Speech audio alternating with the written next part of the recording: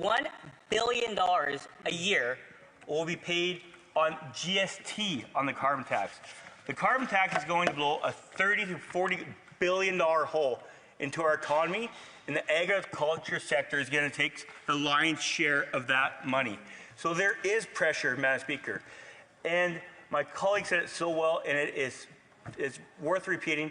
If you tax the farmer that produces the food, you tax the trucker that buys the food, you tax the stores that sell the food, it only stands to reason, as common sense would indicate, you're going to tax each and every Canadian that goes to the store and buys the food, Madam Speaker.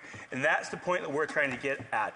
And we know that the sellout NDP have voted 24 times for the carbon tax, and because they were in trouble in the Transcona Elmwood by-election, the leader of the NDP found a come-to-Jesus moment where he said, no, we're not against the carbon tax. We want to vote against it, Madam Speaker.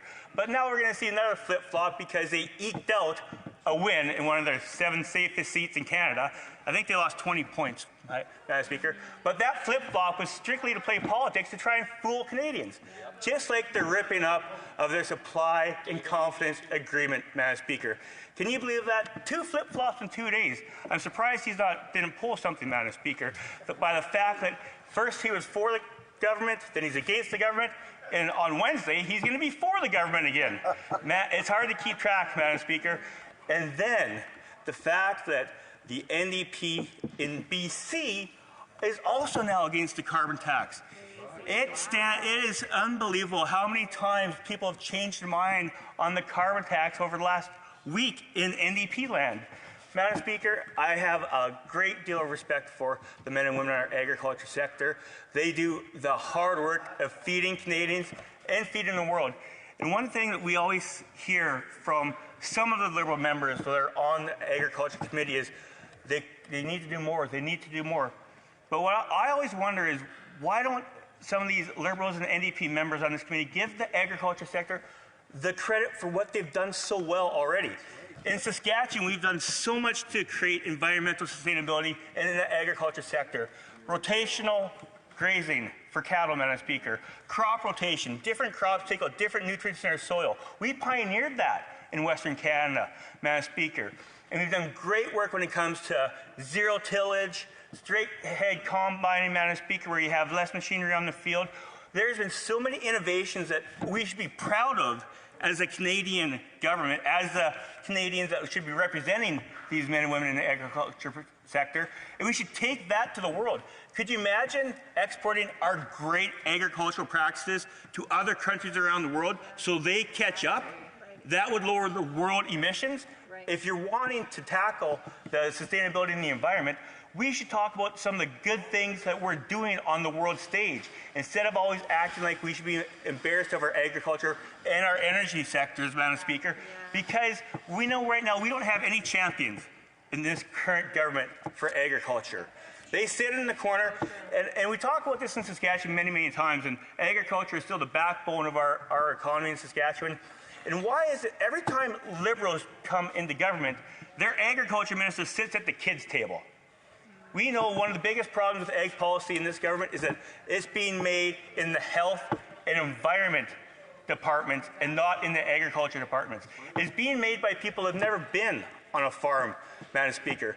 And that's why we see continuous increase, whether it be red tape, whether it be taxes, whether it be policies where you want to reduce fertilizer reduction, a fertilizer reduction of 35%. Do you know how much that's going to lower yields for our producers?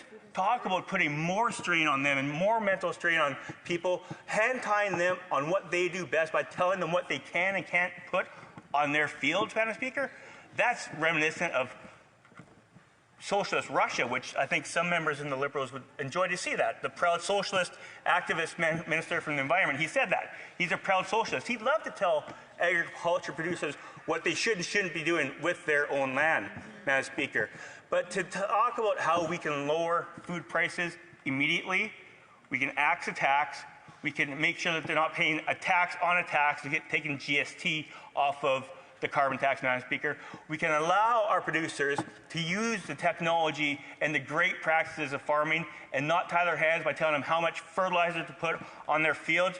And first and foremost, Madam Speaker, what we need to do is have a common sense conservative government that won't have an ag minister sitting at the kids' table and bringing policy forward that helps our producers instead of hurts them, and that's what we'll deliver to Canadians when we have the carbon tax election that 70% of Canadians want. Comments, the honourable member Waterloo. Thank you, Madam Speaker. Madam Speaker, I appreciate, though I did want to speak about government legislation on online harms, it's an honour and privilege always to represent the good people of the riding of Waterloo. And though there are a diversity of perspectives and experiences, the one thing majority of constituents will reference is the fact that there is a climate crisis and how do we take it seriously. And what they also do remind me of, and I'll reference an article from May 16, 2021, because the member did refer to flip-flops, and I feel like the Conservatives wear flip-flops more than anybody else, because the member from Calgary Signal Hill said he was answering dozens of emails and phone calls. He said there's no question I've had a number of constituents, and I think I'm not talking out of turn when I say so, probably have every other Western Conservative MP. And these constituents were asking these members of Parliament from the Conservative Party, why the flip-flop? And he told the Canadian press that, you know, it was important that they had this. But, Madam Speaker, the question really quickly is, why did they campaign on a price on pollution only to come to the House and lie to, mislead? She did catch herself on that one. The honourable member for Regina Louvain. And I just want to remind members to be very careful on the words that they use in the House. It ends up causing disorder, and then we end up having to disrupt the proceedings. The honourable member for Regina Louvain. Well, Madam Speaker, I won't do this very often, but I will quote a Liberal minister. We'll take no lessons from them when it comes to flip-flopping and breaking promises. They've broken more promises to Canadians. Remember when you're going to have small deficits, a couple deficits, and balance the budget in 2015? You remember when they promised to lower emissions in 2015 and 2019? They haven't. You remember when they said, actually, the carbon tax will never go above $50 a ton, which they also blew past that target, Madam Speaker. I think we'll take no lessons from them and their broken promises that you've seen for every campaign since 2015 under this current Prime Minister. A point of order, the honourable member for Waterloo. Madam Speaker, I just wanted to say that I did not intend to cause havoc in the House, and I do apologize, and I'm glad I was able to catch myself, but my intentions were not to use a word that was inappropriate in this chamber. Thank you. Yeah. Questions et commentaires à l'honorable député. The honourable member for Shefford. Thank you, Madam Speaker. I'd like to thank my colleague for that speech. He mentioned a number of things in his speech, but one of the things I haven't heard a lot about, and yet it's one of the things that various farmers talk to me a lot about, and also there's a lot of processors in my riding, especially around Granby. So there's the question about inspections at the border, because imported products should have to meet the same quality standards as domestic products. And so some of our trade partners are lacking in terms of meeting those standards. So my question is a crucial one, and it's about inspections at the border. And a lot of farmers in my riding raise this issue with me regularly. So there were cuts made to CBSA in the past, perhaps when my colleague was a member of the governing party. I have to interrupt. You run out of time. We need to hear an answer. Thank you very much for that question. And there is no doubt there needs to be more border security. And we could use the $67 million on their phony gun buyback plan and put some of that money into the border so we could have more people at the border services. And another thing about processing and farmers that's really hurting their bottom line is trucking. The Canadian Alliance Trucking just said the carbon tax is going to cost them $26 billion by 2030, and that's going to hit farmers in the pocketbook as well. So it's another tax on tax, Madam Speaker, but thank you for the question. Question, the honourable for Regina Louvain. Sorry, Edmonton, Strathcona. Speaker, and I would like to thank my colleague from Saskatchewan, and he did bring up the election in Elmwood Transcona, and I'm sure he joins all members of this House in congratulating Lila Dance on being the newest MP for this House. But he did also talk a lot about flip-flops, and I have to follow up on my colleague from across the floor.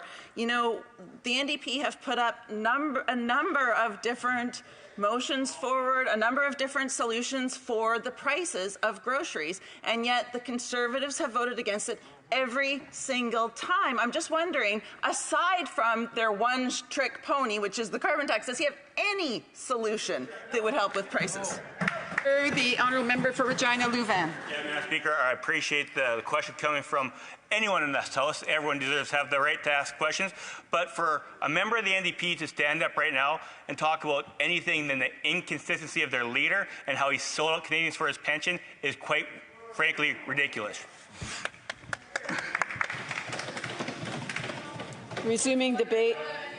Do I have a point of order? The honourable member for Sandwich Gulf Highlands has a point of order. I was trying to rise for a question, the honourable member for Regina Louvain, but then I just heard the shot towards the honourable member for Burnaby South. I think that it's unparliamentary to suggest that the member sold out the country for his pension. I think that, I know in this House we can't be charged with slander, but that certainly is unparliamentary. And I want to remind members to be extremely careful on how they use what language they use and how they choose to identify others. The House of Commons is meant to debate the policies of government and not to be attacking individuals. So again, I want to remind members to please be very careful during their debate, to reflect on that before they make comments. Thank you very much. The honourable member for a point of order, the honourable member for Renfrew, Nipissing, Pembroke. Mr. Speaker, the member for Burnaby, the member who spoke previously, she mentioned the name of a soon-to-be MP in this chamber. I thought that was against the rules. Would you please clarify on that? The honourable member has not been sworn in, as far as I know, but I can double-check on that, and therefore she's not officially a member until she is sworn in, if I'm correct, but I will double-check on that and get back to the House if need be. The honourable member for the Honourable Parliamentary Secretary of the Government House Leader, resuming debate. Thank you, Madam Speaker. Here we are again. You know, just the second week into the fall session, and we've already had now the fourth concurrence report being brought in by our official opposition, which once again reinforces, for anyone that follows the debate, especially if they dial into CPAC and want an understanding in terms of what's taking place in Ottawa, what you see is the Conservative Party going out of their way to try to quench the thirst for power that they have, as opposed to trying to deliver in a very real and tangible way for Canadians. Today, they brought forward a motion of concurrence to talk about farmers and the carbon rebate and interest in regards to the price on food. I find it interesting that today they've chosen to debate that, because if memory serves me correct, Madam Speaker, I cannot recall once when the Conservative Party of Canada, that far right, actually thought this issue was important enough to bring it to the House for a debate on an opposition day. We have had dozens of opposition days, Madam Speaker, and not once have they raised this issue of focus as the report itself has brought in the concurrence report. Not once. And yet they like to say that this is about the farmer, this is about Canadians. Well, Madam Speaker, I don't believe it. And I think if there was any one of the Conservatives that had the courage to actually debate me in any university post-secondary facility, I would welcome that to show just how abusive they are in terms of trying to be there in a very real and tangible way for Canadians. In fact, on the report, Madam Speaker, they've had two speakers. The one that thought it was so important to debate this. Did either speaker even make reference to the response to the report that was provided by the department, by the minister? No. Already a half hour into discussion, and yet they had a detailed response to the report. No reference to it whatsoever. It does not surprise me, Madam Speaker, because you know as well as I do, as every member of the House of Commons knows, this is not about the issue that they've actually raised today. They're using an issue in which Canadians are genuinely concerned about. That I will agree. And they're using that issue in order to be able to sidestep and prevent government from being able to pass legislation. My colleague and friend from the riding of Waterloo made reference to the fact she was hoping to be able to debate Bill 63, which we started this morning. The very same legislation that the government, the Conservative Party, has said that if this bill ultimately passes and there's a Conservative government, they will repeal the law, Madam Speaker. So we understand they don't support it. Even though, Madam Speaker, the interests of Canadians are within that legislation. And that's what it is that we were supposed to be debating today, Madam Speaker. And it's There's a few interventions that are being made that shouldn't be made at this point in time. The honourable members will have 10 minutes of questions and comments. I would ask them to wait until the appropriate time to do that. The Honourable Parliamentary Secretary. Madam Speaker, I'd like to, and I would support going from the top, as the member suggests. Madam Speaker, the last federal election was a mandate that was given to each political party inside this chamber. Not just the governing party. The official opposition does have a responsibility to Canadians too, not only to their leader and the far right of this country, Madam Speaker. They have a responsibility to Canadians, and they are not living up to that responsibility. Why? Because of their thirst for power and nothing else. And I say shame on them for that attitude, Madam Speaker. We have other legislation, even legislation that they support, Madam Speaker. I'm thinking of Bill C-66 last week, and they bring in a concurrence motion in order to prevent debate on that legislation. It's not to say the food issue is not an important issue. We know that, Madam Speaker. That's why we've taken legislative action, why we've taken budgetary actions to support Canadians, all of which the Conservative Party has voted against and filibustered. Imagine the hypocrisy that's on the other side as they try to say that they have the interests of the farmers in mind, Madam Speaker. You and I and any objective person can see through the misinformation that is constantly spewed from the Conservative Party, the Conservative Reform Party today, Madam Speaker. It is non-ending. If you take a look at it, you know, they talk about grocery prices and lobbyists. Need I remind you of the name of Jenny Byrne?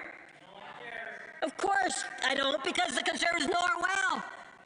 She sits in part of their caucus, Madam Speaker. This is someone that had a very close relationship with the current leader, Madam Speaker, when he was in government. He is a lobbyist. He was she was a lobbyist, still is a lobbyist, and an advisor to Harper. Why is that important? Because she's a lobbyist for a firm for the grocery. Again, there is a lot of intervention in the House. If individuals want to have conversations, order.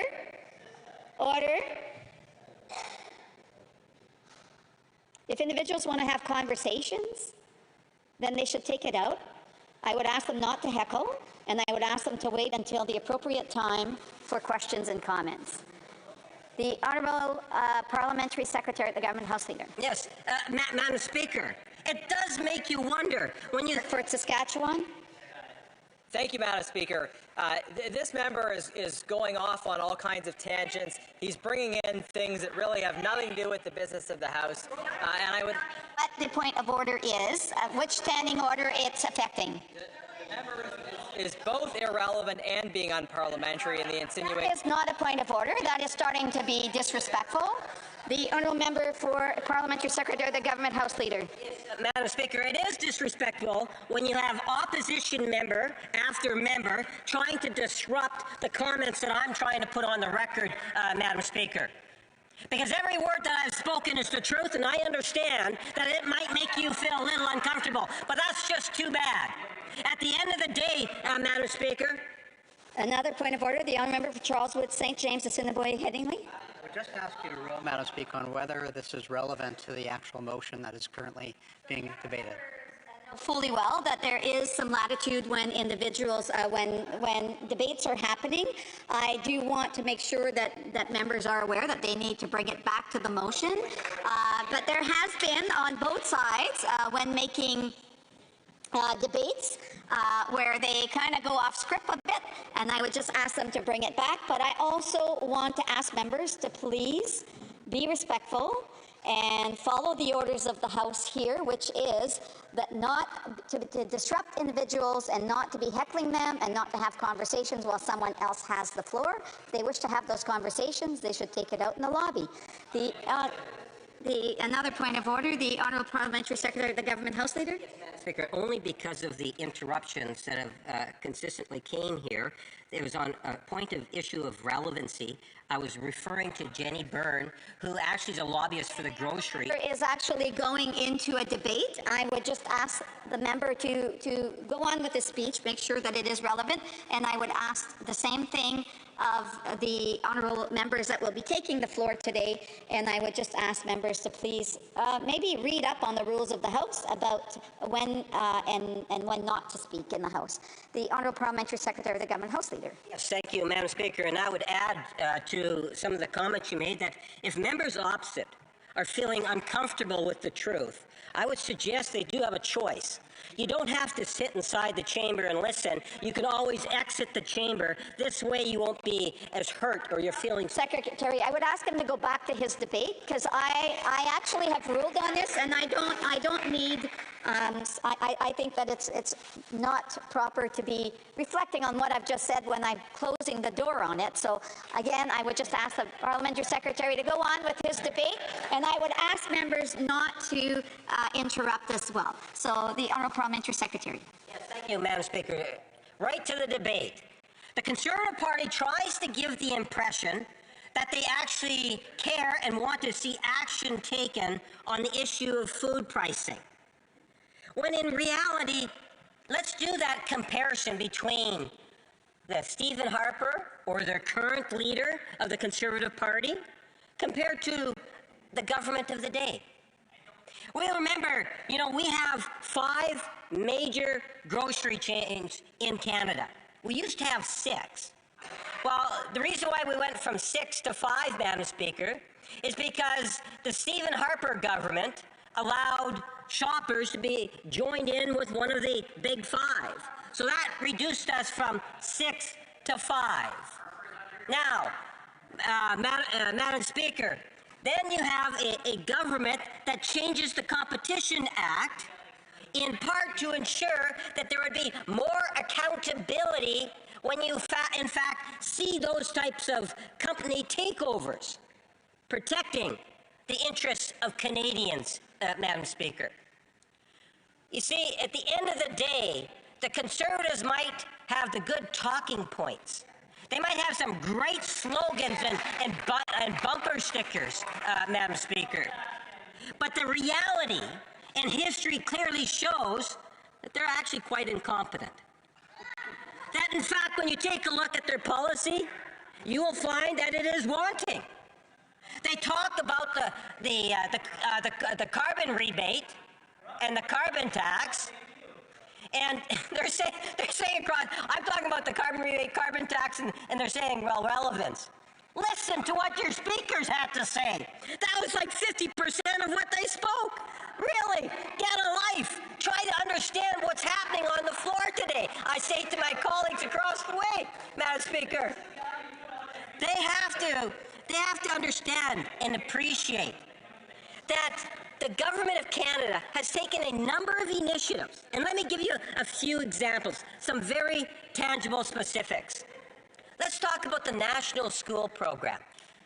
The National School Program, in which the Conservatives actually oppose, is there to help potentially 400,000 children, Madam Speaker.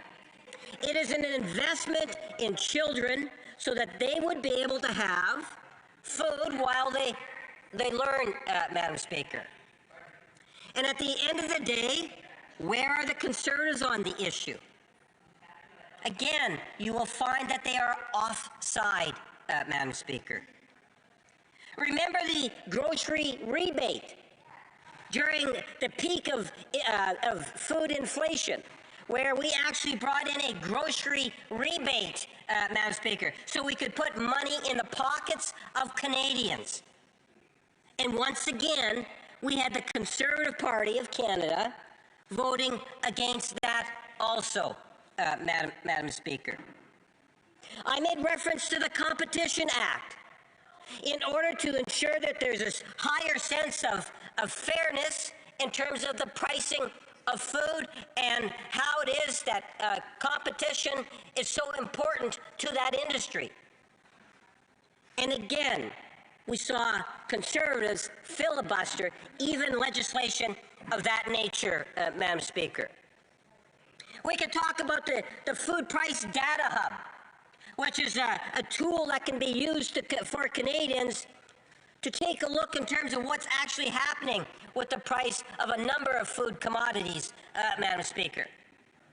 Education.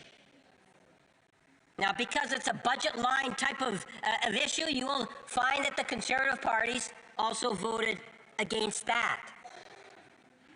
We talk a lot about the farmers. I've had the opportunity over the last number of years to get a better understanding of Manitoba's agricultural community. In particular, Madam Speaker, I'm talking about our pork industry, from visiting farms to how piglets from birth to putting down and providing the food that's necessary, how that industry has grown significantly over the last number of years, Madam Speaker. And I can tell you, Madam Speaker, we're getting some comments, and it's not the appropriate time. I would ask the honourable members to not do that. And yeah, so I just want to say, it is the same ones over and over again that are making those comments, and it's not like they haven't heard what I've just asked of them. So I would ask them to please hold off. The honourable member for the honourable parliamentary secretary.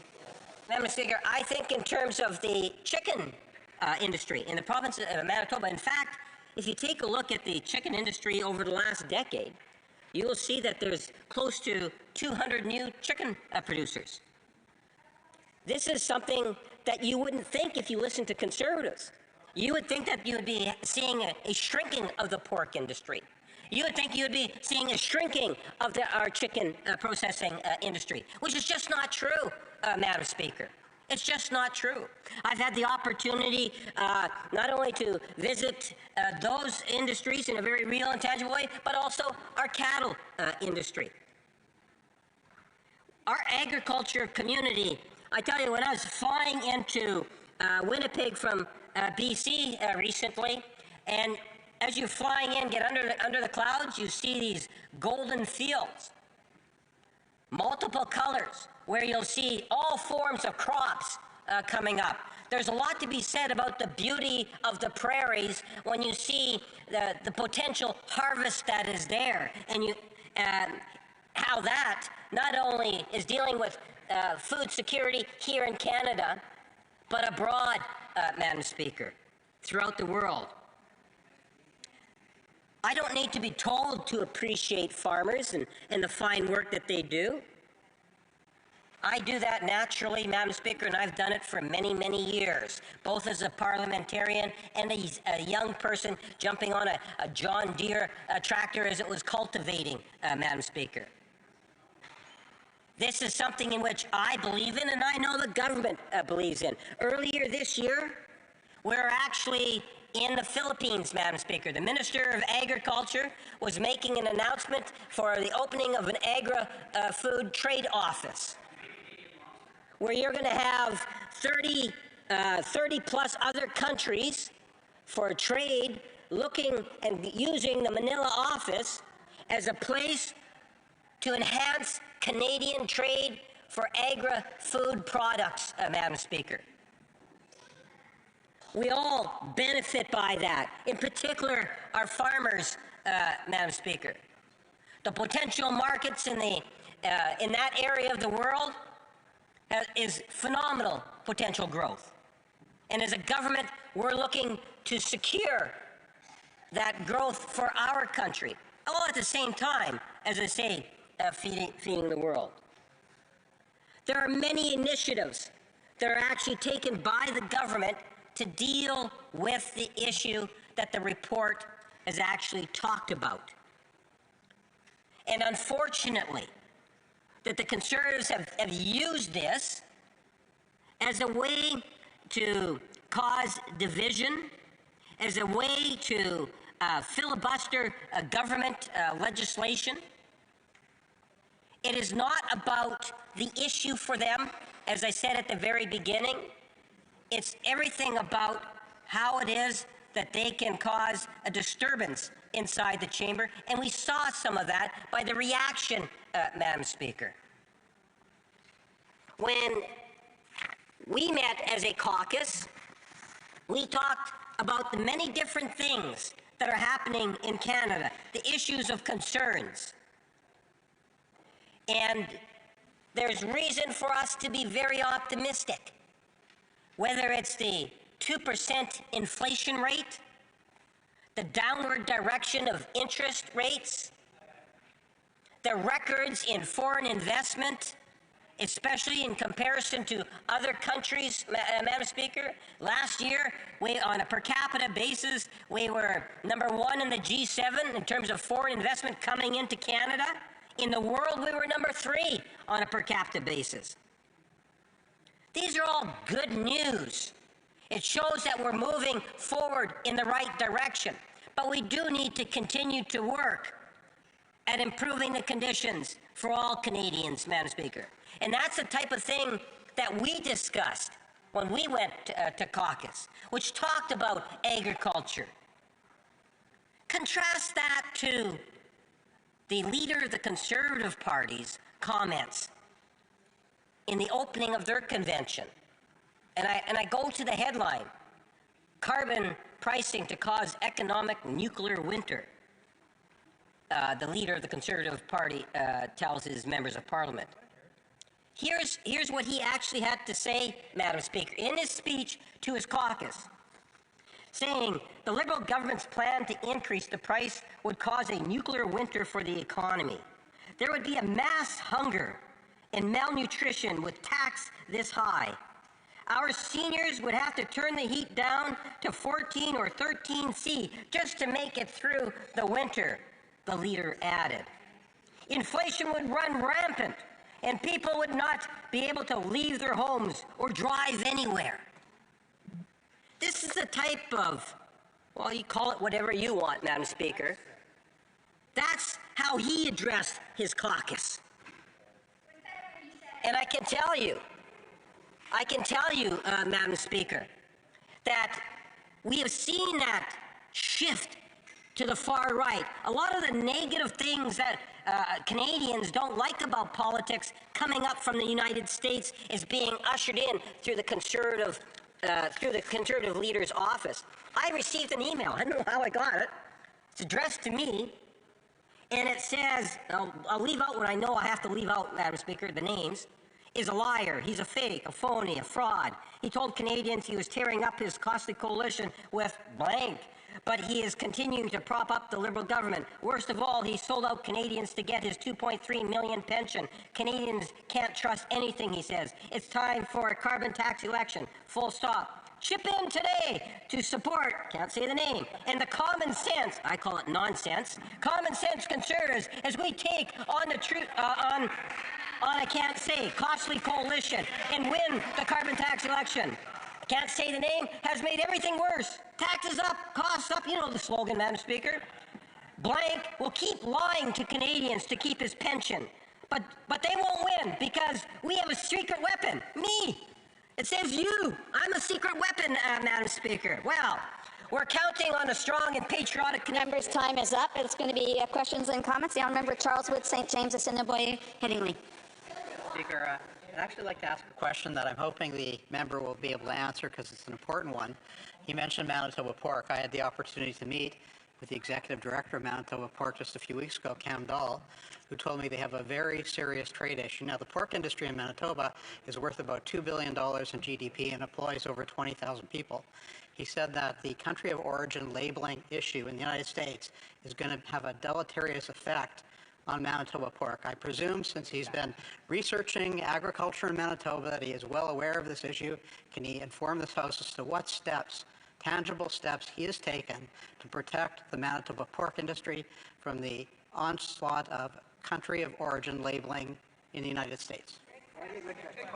The Honourable Parliamentary Secretary. Yes, thank you, Madam Speaker. And I, too, have met with Cam and many representatives of the pork industry, and it's alive and well, doing exceptionally well in the province of Manitoba. Over the last number of years, we have seen substantial growth. I think it's somewhere between 6 to 8 million pigs annually, Madam Speaker, which is up quite significantly. Are there concerns? Absolutely, there are concerns. It's one of the reasons why, when we even went to Manila, we had representatives from Canada Pork Association. It's one of the reasons why, when we look at trade with the Philippines and other countries, I've actually made the suggestion that Manitoba Pork have representation there, Madam Speaker. It's important to me, it's important to Manitoba, it's important to Canada, and this is something in which the whole country of origin labeling, of course we are aware of it, and it is something that we will do, that we will stay on top of. Thank you, Madam Speaker. The Honourable Member for Drummond. Thank you, Madam Speaker, and I'd like to thank my Honourable colleague for his speech. Recommendation number 1 of the report regarding the Temporary Foreign Worker Program. We really place great importance on this program. It's essential for Quebec, and the government has just announced a review of this program, a review that will threaten jobs in the agricultural section in Quebec, especially in regions where we really need this program. It's difficult to hire labor and retrain them every year.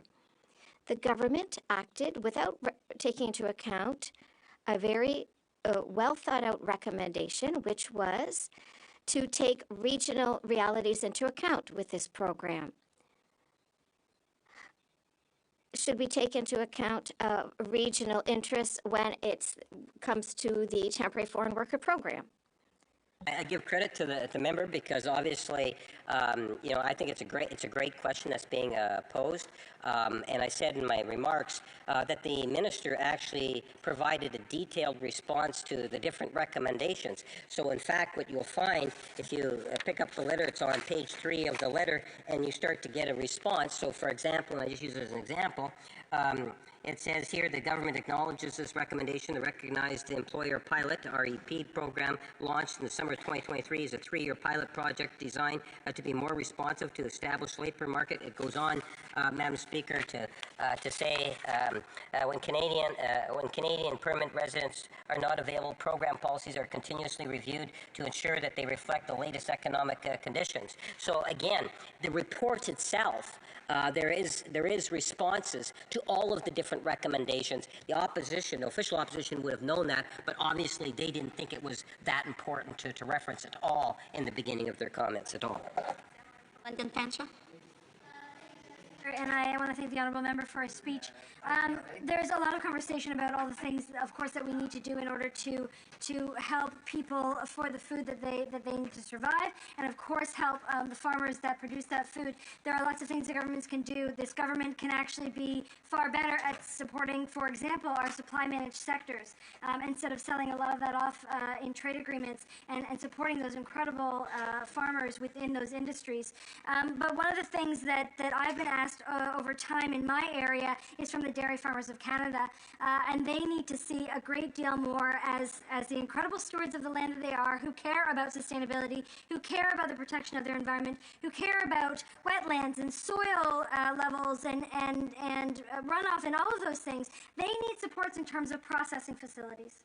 And that's something that they've asked the government for numerous times in order to reduce the amount that they have to ship their product in order to be processed properly. They've asked for that support in southwestern Ontario, and I'd like to ask the honourable member for his comments on that in terms of what this government can do to help them in that regard. Parliamentary Secretary. Yeah, first to address the beginning of the question, when it comes in terms of supply management, not only was it the Liberal Party of Canada that ultimately brought in supply management, anyone that's ever talked to the Minister of Agriculture will find out that as a government we continue to support supply management to the degree in which we brought it in the first place. It is something that's absolutely critical for a wide spectrum of reasons, Madam Speaker, that you won't give me the time to actually expand upon. But to say, when you think in terms of environmental policies, a lot of those environmental policies of good stewardship is actually driven by the farmer themselves, Madam Speaker. And the government recognizes that and supports it. It supports it in different ways, things such as research dollars. Member for Don Valley East. Thank you, Speaker. The debate today, a lot of it was based on climate change and its impact on agriculture. 2024, the Conservative Party voted to reject a call to actually recognize climate change in Canada. In Ontario, the agriculture sector is 70,000 people work within it. It's a $60 billion sector. It's important to make sure that we preserve and keep the integrity of the land and the weather conditions in order for farmers to be successful. So, to the Speaker, how important is the recognition of climate change and its impact on the agricultural sector in Ontario and the rest of Canada? And for Secretary. I believe it's critical. And if you don't believe me, ask the farmer. The farmer will tell you that. At the end of the day, when my colleague made reference to the issue of the carbon rebate and the carbon tax, what I would highlight is two quick points. Number one, every member of the Conservative Party across the way that campaigned in the last election voted in favor. They campaigned on a price on pollution. A price on pollution is a carbon tax. They campaigned on it. And then they had their flip-flop. Now, in fairness, they flip-flopped a few times on it, but in the last federal election, that was their official position.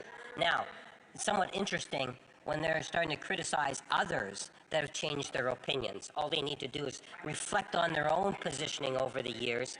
And I would suggest to you that there is an obligation to Canadians that they have to tell them what they would do to deal with the climate situation, because obviously the far right does not take that into consideration. And it's unfortunate because many farmers are also concerned about the issue. Questions and comments? The honourable member for Mission Natsky Fraser Canyon.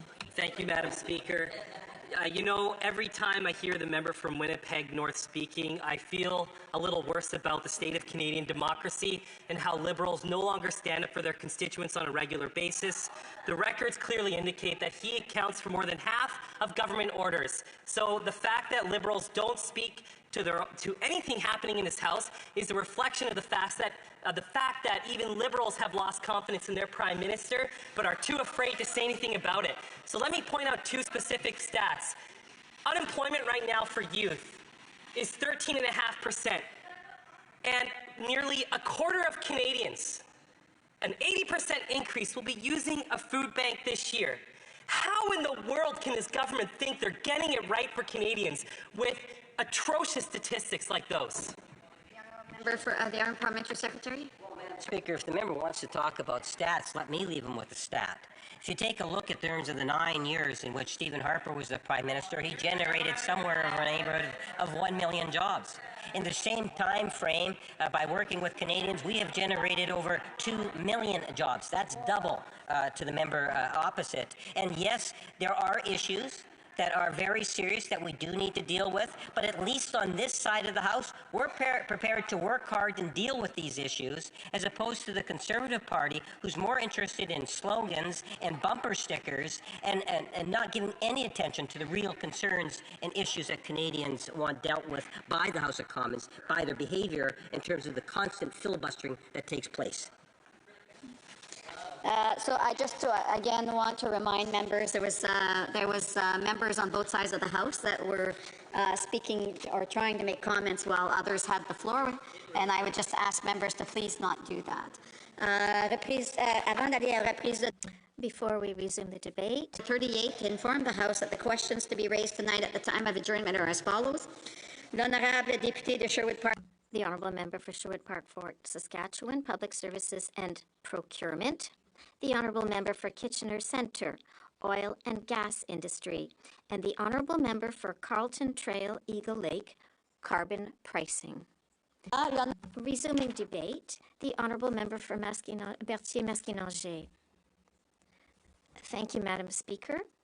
I would have liked to have the chance to ask my colleague a last question, but given that he's still in the room, I'll ask a question that he'll hear.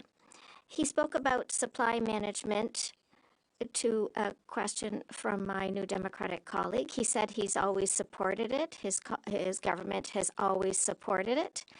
That's true.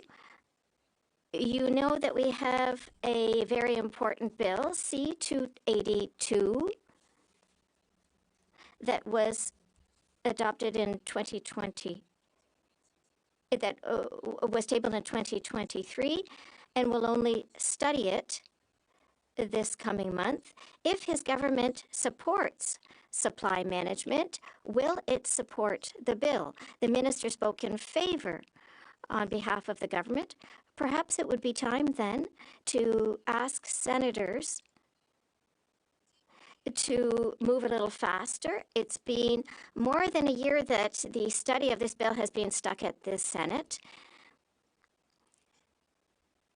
If ever the question wasn't heard, we'll forward it. My speech today concerns the adoption of the report Call to Action, How Government and Industry Can Fight Against Food Price Volatility. And the title is important. It's not about controlling prices. It's about fighting back against food price volatility. We've all seen the incredible inflation that's taken place in the food sector, whereas in other sectors, prices were more controlled or not as, the inflation was not as severe. We're not in a totalitarian regime, however. You can't dictate, so the government has to take measures to control volatility. Yet supply management is one of the best ways to control market volatility. The costs are set based on average production costs. That helps people become more efficient, and it helps them earn a living. Moreover, consumers pay a reasonable price. That's why this bill needs to be passed quickly. This motion, rather. This was the 18th committee report. And I think the committee was exemplary in the cooperation between its members. We hope that this continues. The members are working to see measures adopted that will help the agricultural sector. The industry minister, in fact, met the 5 major grocery chains in Canada that control 80% of the grocery sector in Canada. They were asked to make an effort, and this issue was passed on to the Agriculture Committee. We had already done a study on a similar subject in the past. But this study allowed us to go further in depth with this question and to confront the 5 major grocery chains. I'll begin by saying the sector let competition diminish to a point where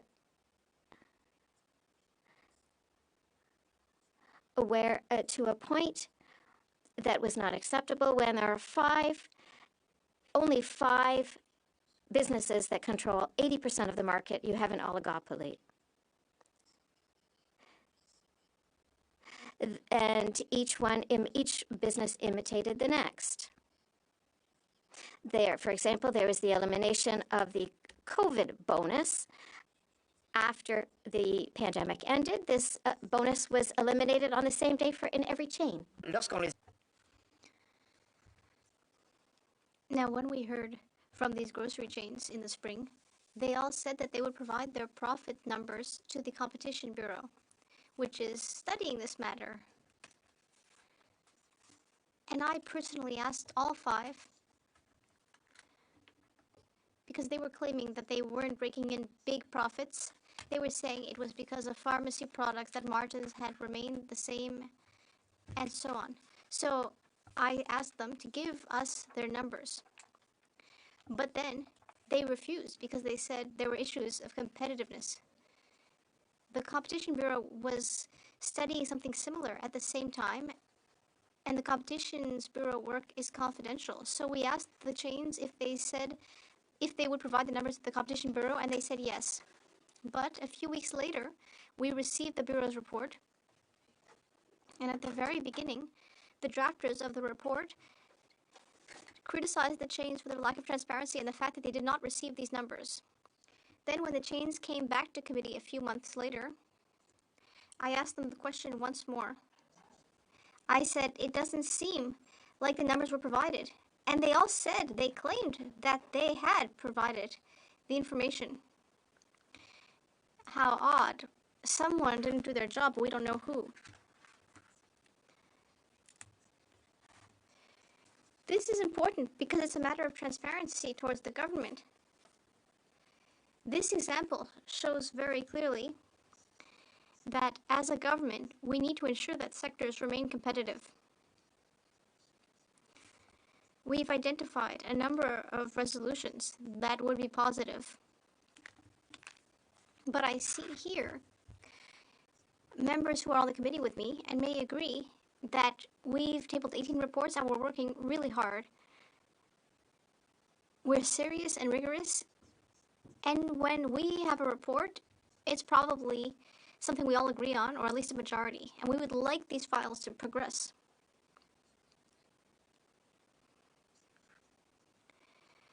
You could probably measure the amount of dust that's gathered on each of these reports as they lie on the shelves. As I was reviewing these recommendations, I said to myself, yes, this was a darn good report, with perhaps one small exception that I'll mention later, but overall it was an excellent report. Looking back at these recommendations,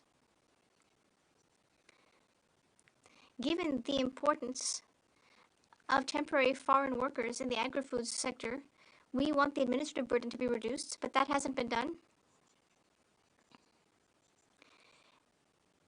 We're asking for labor market impact assessments to be reduced, but now the frequency of them has been doubled to twice a year.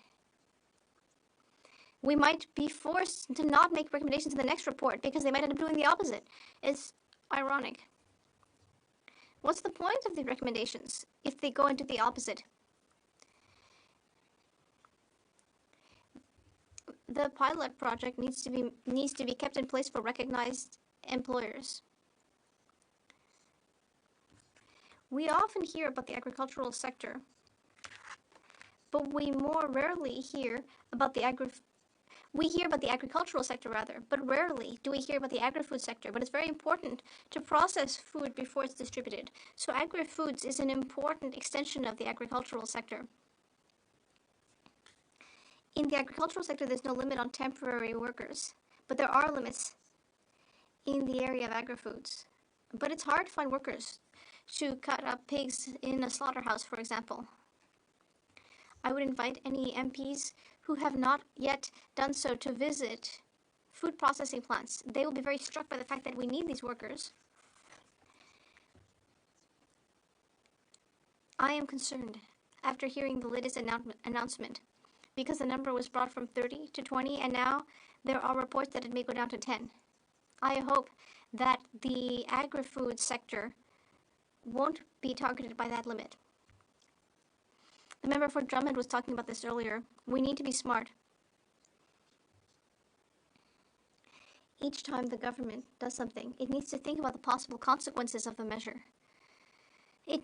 It's not enough to make nice-sounding announcements. You need to see how it's going to apply in the day-to-day. I'm not saying that bringing the limit to 10% in other sectors isn't a good idea, but in agri-foods, it will create serious problems, Madam Speaker. I wouldn't want to see food processing plants move elsewhere in a few years because they can't find workers. Yes, we can mechanize and invest, and once again, the government should be more visionary and try to modernize these processing plants. And funnily enough, that's another recommendation that's been in several reports, not this one. And yet nothing has been done. I would invite ministers to read committee reports, therefore. Okay, so that's one thing I wanted to say. We need to consider regional characteristics. We need to show rigor. Now, the next recommendation, which has a lot to do with climate change, and even grocery providers were telling us that it can be difficult to ensure that supply is reliable, and sometimes you need to turn elsewhere because weather phenomena have affected our supply chains, and sometimes there are shortages which affect prices.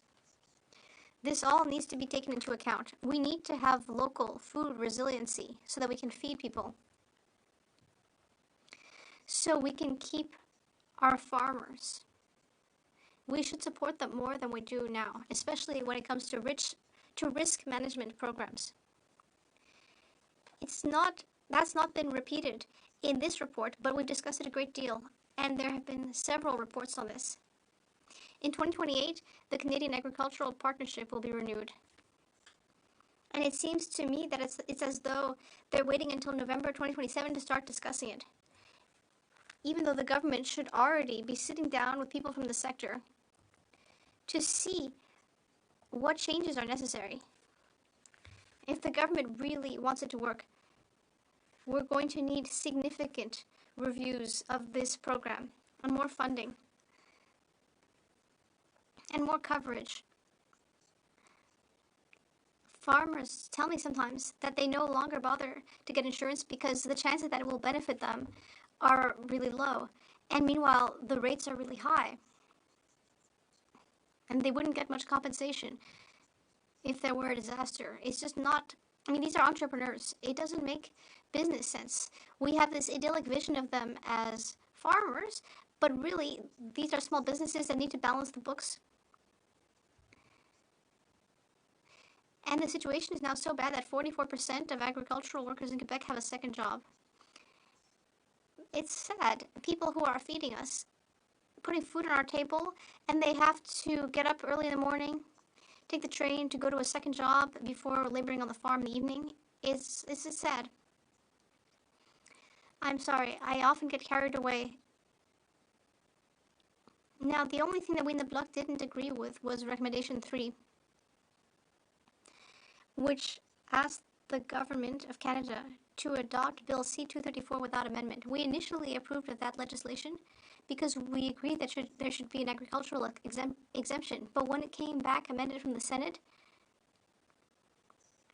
we said that we should try to bring the idea to life, and we'll see what we can do later for buildings. The Senate had removed buildings. Sometimes these decisions are difficult to take. But under the circumstances, I think that was the right idea. And what shows that is that when it came back from the Senate, and this is the first speech I made in January, nearly a year ago, it could have been dealt with quickly. We could have concluded the debate, get it through, And so farmers would have the exemption. Now in the fall. But instead, the Conservatives stacked the debate. The debate never ended, so we still haven't voted on it because Conservatives are trying to use this for political leverage. I know the carbon tax seems to have become politically polarizing and toxic, but this bill could have made a difference this fall for grain producers. Some of them are listening to us today. If we would just vote on this, the exemption for grain drying would be complete, but it's not there. So I did not agree with the majority of the committee on that recommendation. In conclusion, we agreed with the overall report. I will come back to the fourth recommendation now, which asks the government to revise labeling regulations. I know I don't have much more time because I have a great deal to say on every recommendation, but I'll say as much as I can say. Labeling. Health Canada decided we're going to protect people. We're going to help them be healthy. If there's fat or sugar in a product, we're going to put it on the label in big print. But they're not taking into account the rest of the contents of the product. Let me give you, this is a good example. This is a good example of what I was saying earlier. A policy that's quickly pushed through to look good and say, oh yeah, we're protecting people's health, but we end up with situations where, for example, dried cranberries, which need to have sugar in them because otherwise they'll be incredibly sour. And I'm not saying we shouldn't mark that on the label, but when people arrive at the store and see that the label says there's too much sugar in this product without seeing what else is in the product, nuance is lost. Because we know that things like cranberries are very healthy in other ways. For example, they're antioxidants.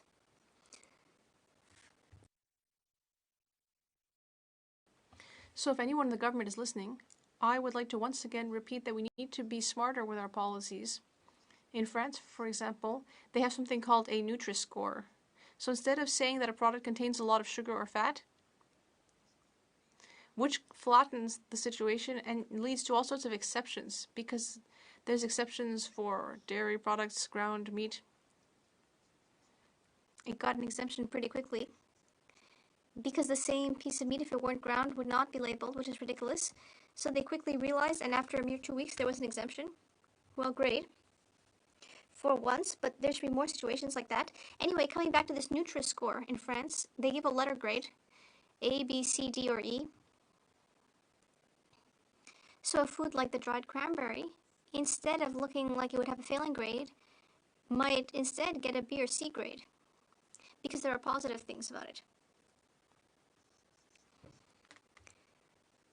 This is the kind of thing I'm referring to. We need to take thoughtful, foresightful decisions.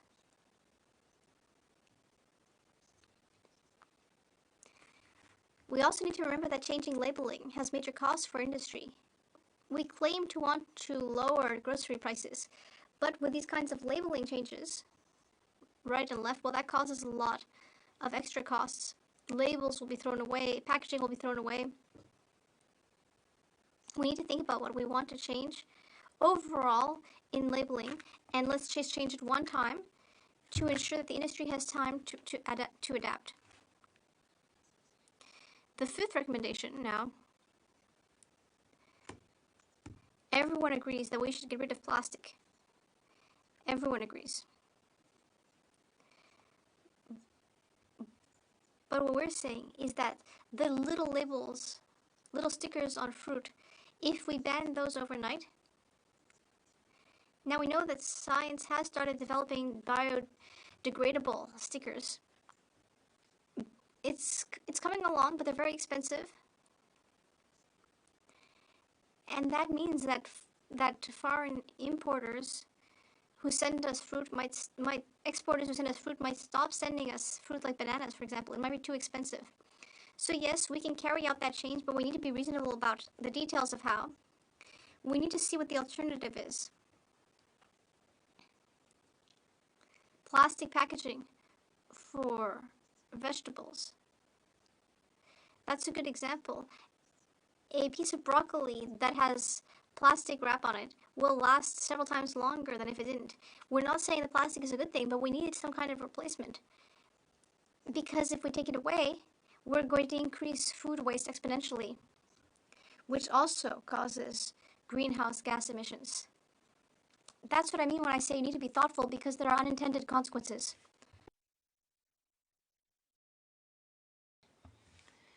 Now, we also talked about the Nutri-North program. The program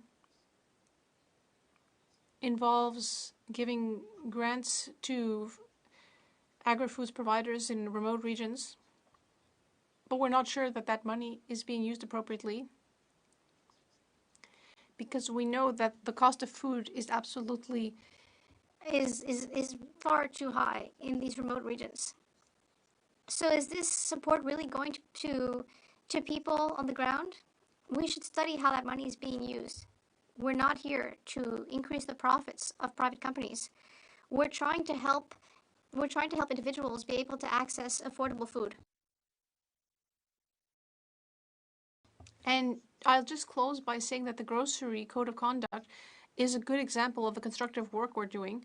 We worked hard on it at committee. We placed a great deal of pressure on businesses. 2 of them did not want to sign, but they finally did sign the Code of Conduct. We're going to need to look closely at how it's applied.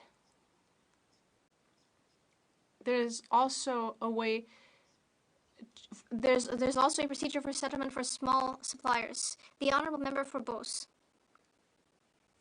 I'd like to thank my colleague for his excellent speech. He touched on a number of subjects. He mentioned that this is the 18th report of the Committee of Agriculture. We've made many recommendations since I've been on that committee over the last 4 years. Unfortunately, few of the recommendations have been applied. I'd like to come back to a statistic he mentioned. He said that 44% of produce was sold at a loss in 2023.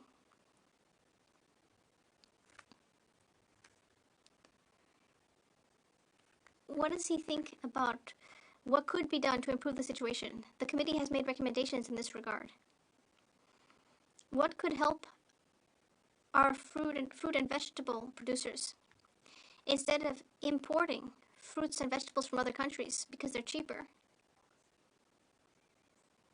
We know that the matter of greenhouse gas emissions is important to many, so what does my colleague think?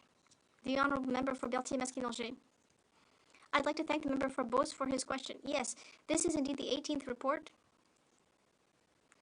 And I would just say that for those who want to get ideas for their election campaign platform, I would recommend that they read committee reports. They'll get some pretty good ideas. But in any case, the 44% number was actually about the farmers who need a second job. But perhaps we have a similar statistic. And I know that this has affected people in my riding this year. It's heartrending. Earlier, I was discussing insurance for farmers. And the business I'm thinking of had a very difficult summer in 2023, so they made an insurance claim, but it didn't even cover half of the loss. And the following year, the cost of their insurance went up 4-fold. And yet this year, they've had further flooding damage, so they're going to have to submit another claim. The situation, the risk management program for farmers is broken. Government House Leader. Madam Speaker, I'd like to pick up on the member's comments in regards to the pork industry and temporary workers, because I think it's one of the things in which Manitoba and Quebec have in common is a very healthy pork industry, in which the member opposite and I are very much concerned about in regards to having that stability of employment. One of the things that Manitoba, in working with the federal government, has been very successful at is using the local nominee program to ensure that there's stability in that workforce. And it's been very successful at ensuring that the employees that are required to support the communities of Winnipeg, Brandon, and Neepawa in particular is there in a very real and tangible way. What does the member think about, the province of Quebec doing likewise in terms of working, if it isn't already, working with the federal government in that agricultural sector to look at ways in which maybe they can take a look at permanent residents filling some of these positions? The Honourable Member for Berthier-Maskinongé. Yes, thank you, Madam Speaker, and I'd like to thank the Parliamentary Secretary for your question, and I'm certainly interested in that. I'd like to go look into this program. We can always take inspiration from that. What I don't want is for the federal government to come and interfere in Quebec's jurisdiction.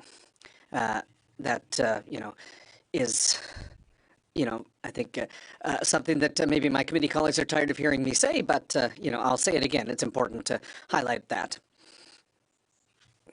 It's important to look at other alternatives because the temporary foreign worker program, it works well for certain needs, but as I was saying earlier, we need to, reduce percentages, but we need to look at the sectors and where the impact is. So that's why we have to be progressive, we have to be smart, and it wouldn't be a bad idea to look at how we can reform this and stop having to depend on foreign workers to this extent, because our businesses, it doesn't cost them less. The Honourable Member for Rosemont-La Petite Patrie. Thank you, Madam Speaker. I'd like to thank my colleague for his speech. I'd like to raise the question of temporary foreign workers, because I have certain concerns about their rights and their working conditions. So I just want to understand, because for a few years now, the Bloc and the government of Quebec have been calling for lower levels of temporary immigration in Quebec. I asked a question earlier today, or I heard a question about that today. And the member for Drummond and the member for Berthier-Maskinongé have been saying that, be careful. The agriculture sector needs these workers. They need them. So they're saying that, but also people who are working in abattoirs and processing and manufacturing saying, we need these temporary foreign workers. We hear the same thing in healthcare. We hear the same thing in construction. So these temporary workers, do they want less, more, or the same number? The Honourable Member for Berthier-Maskinongé. Well, thank you. I'd like to thank the member for his question. We want intelligent, smart measures to answer his questions. We don't want a populist announce that says we're going to drop the percentage by such and such amount. So what the Bloc is criticizing is, when it comes to asylum seekers, we want to welcome them. We want to be able to do that, but it's the proportion that Quebec has to absorb. That's the major issue when we talk about people coming in. So it's not just workers. There are nuances here. And certainly in 30-second clips, it's hard to look at those details and that nuance. But in the agri-food sector, we're not against looking at how we can reduce numbers, but we have to do it in a smart way, because we can't break the supply chains, Madam Speaker. That's where the devil's in the details. And, we have concerns, and so that's why we are calling for an end to closed permits and more open permits. The Honourable Member Philip Pontigny. Thank you, Madam Speaker. So my colleague, when he talks about his file, he speaks about it passionately, and I could listen to him for hours. So when he got through 7 of the 10 recommendations, so I'd like to ask him to talk about which recommendation he has the most passion for. The Honourable Member for Berthier-Maskinongé. Well, thank you. Listen, I'd like to come back to the one that I had just started talking about, the code of behavior. When it comes to prices, there are a lot of people, who are affected by this. And I'll give you the worst example that we've seen recently. A lettuce seller who delivered lettuce to a major grocer. He was called back a couple of days later, and they said, come back and get 3/4 of your order. We don't want it anymore. And the conditions are, you come and pick it up, and you won't charge us for the transport. And that's not acceptable. The grocer said, listen, we have lower cost stuff coming in from Mexico, and we don't know what's on that, and we won't get into reciprocity of standards. So not only did it come from Mexico, but they said, listen, we got a better price. So the producer had to go back, get 3/4 of the order, and he looked at the prices for lettuce, and you know what? The prices never went down at the grocery store. So the code of conduct to deal with those issues is essential. And comments, the Honourable Member for Foothills. Sorry, I gave you a question. I will ask a question in English because I'd like to make sure that my friend understands the question. Total net farm income across Canada decreased by about $9.1 billion. And in Quebec, the decrease was almost the highest in the country, with net farm income going down more than 43% last year. And the reason for that net loss in income for farmers is a result of much higher input costs on feed, on fuel, on fertilizer, as a result of Liberal NDP policies like the carbon tax. So I would like to ask my colleague, how does he go home and talk to his constituents and continue to support this government when they know that their policies are destroying family farms and our rural communities and their economies? The Honourable Member for Berthier-Masquinongé in 1 minute.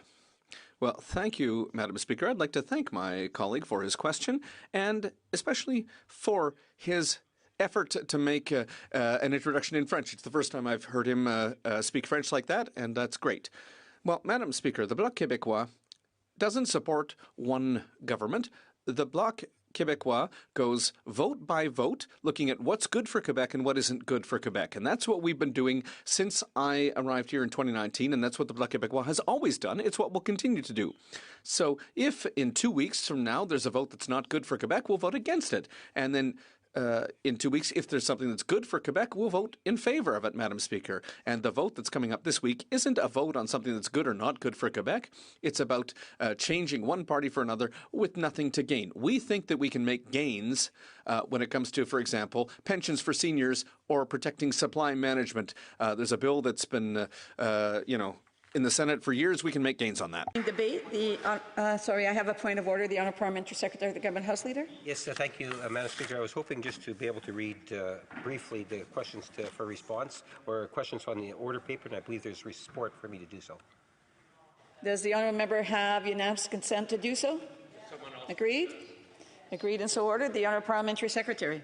Thank you, colleagues. Madam Speaker, if a revised response to question 2775, originally tabled on September 16, 2024, could be made in order for return. This return would be tabled in electronic format immediately. And thank you again. Agreed? Agreed and so ordered. The Honourable Member South Okanagan West Kootenay. Well, thank you, Madam Speaker.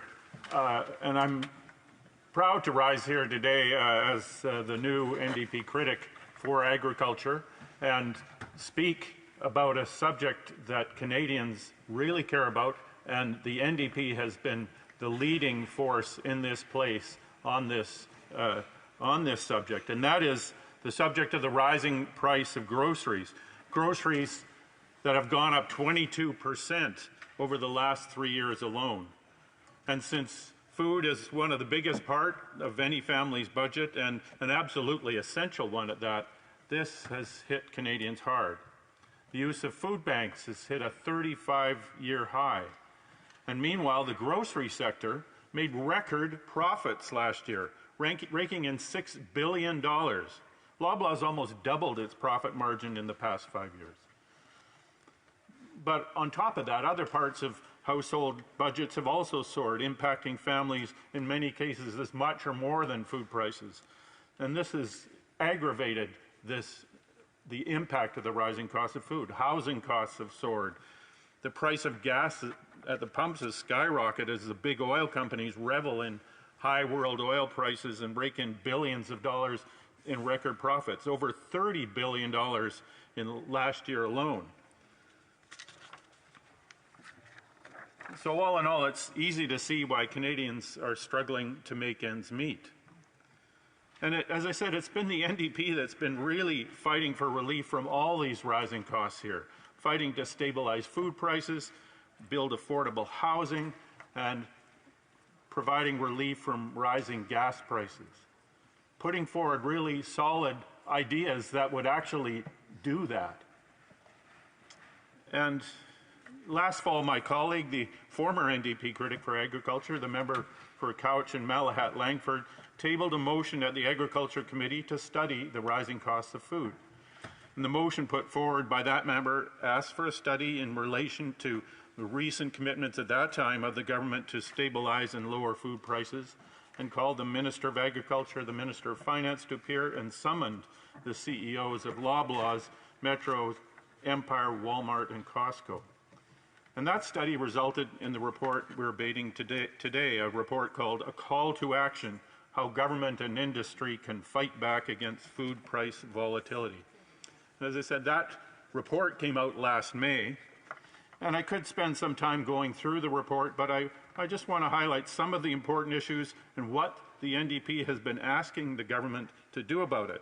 And that was all crystallized, I would say, at the end of May. On May 31st, the leader of the NDP put forward an opposition day motion that read that given the cost of food continues to increase while grocery giants such as Loblaws, Metro, and Sobeys make record profits, that the House call on the government to force big grocery chains and suppliers to lower the price of essential foods or else face a price cap or other measures. B, stop delaying long-needed reforms to the Nutrition North program.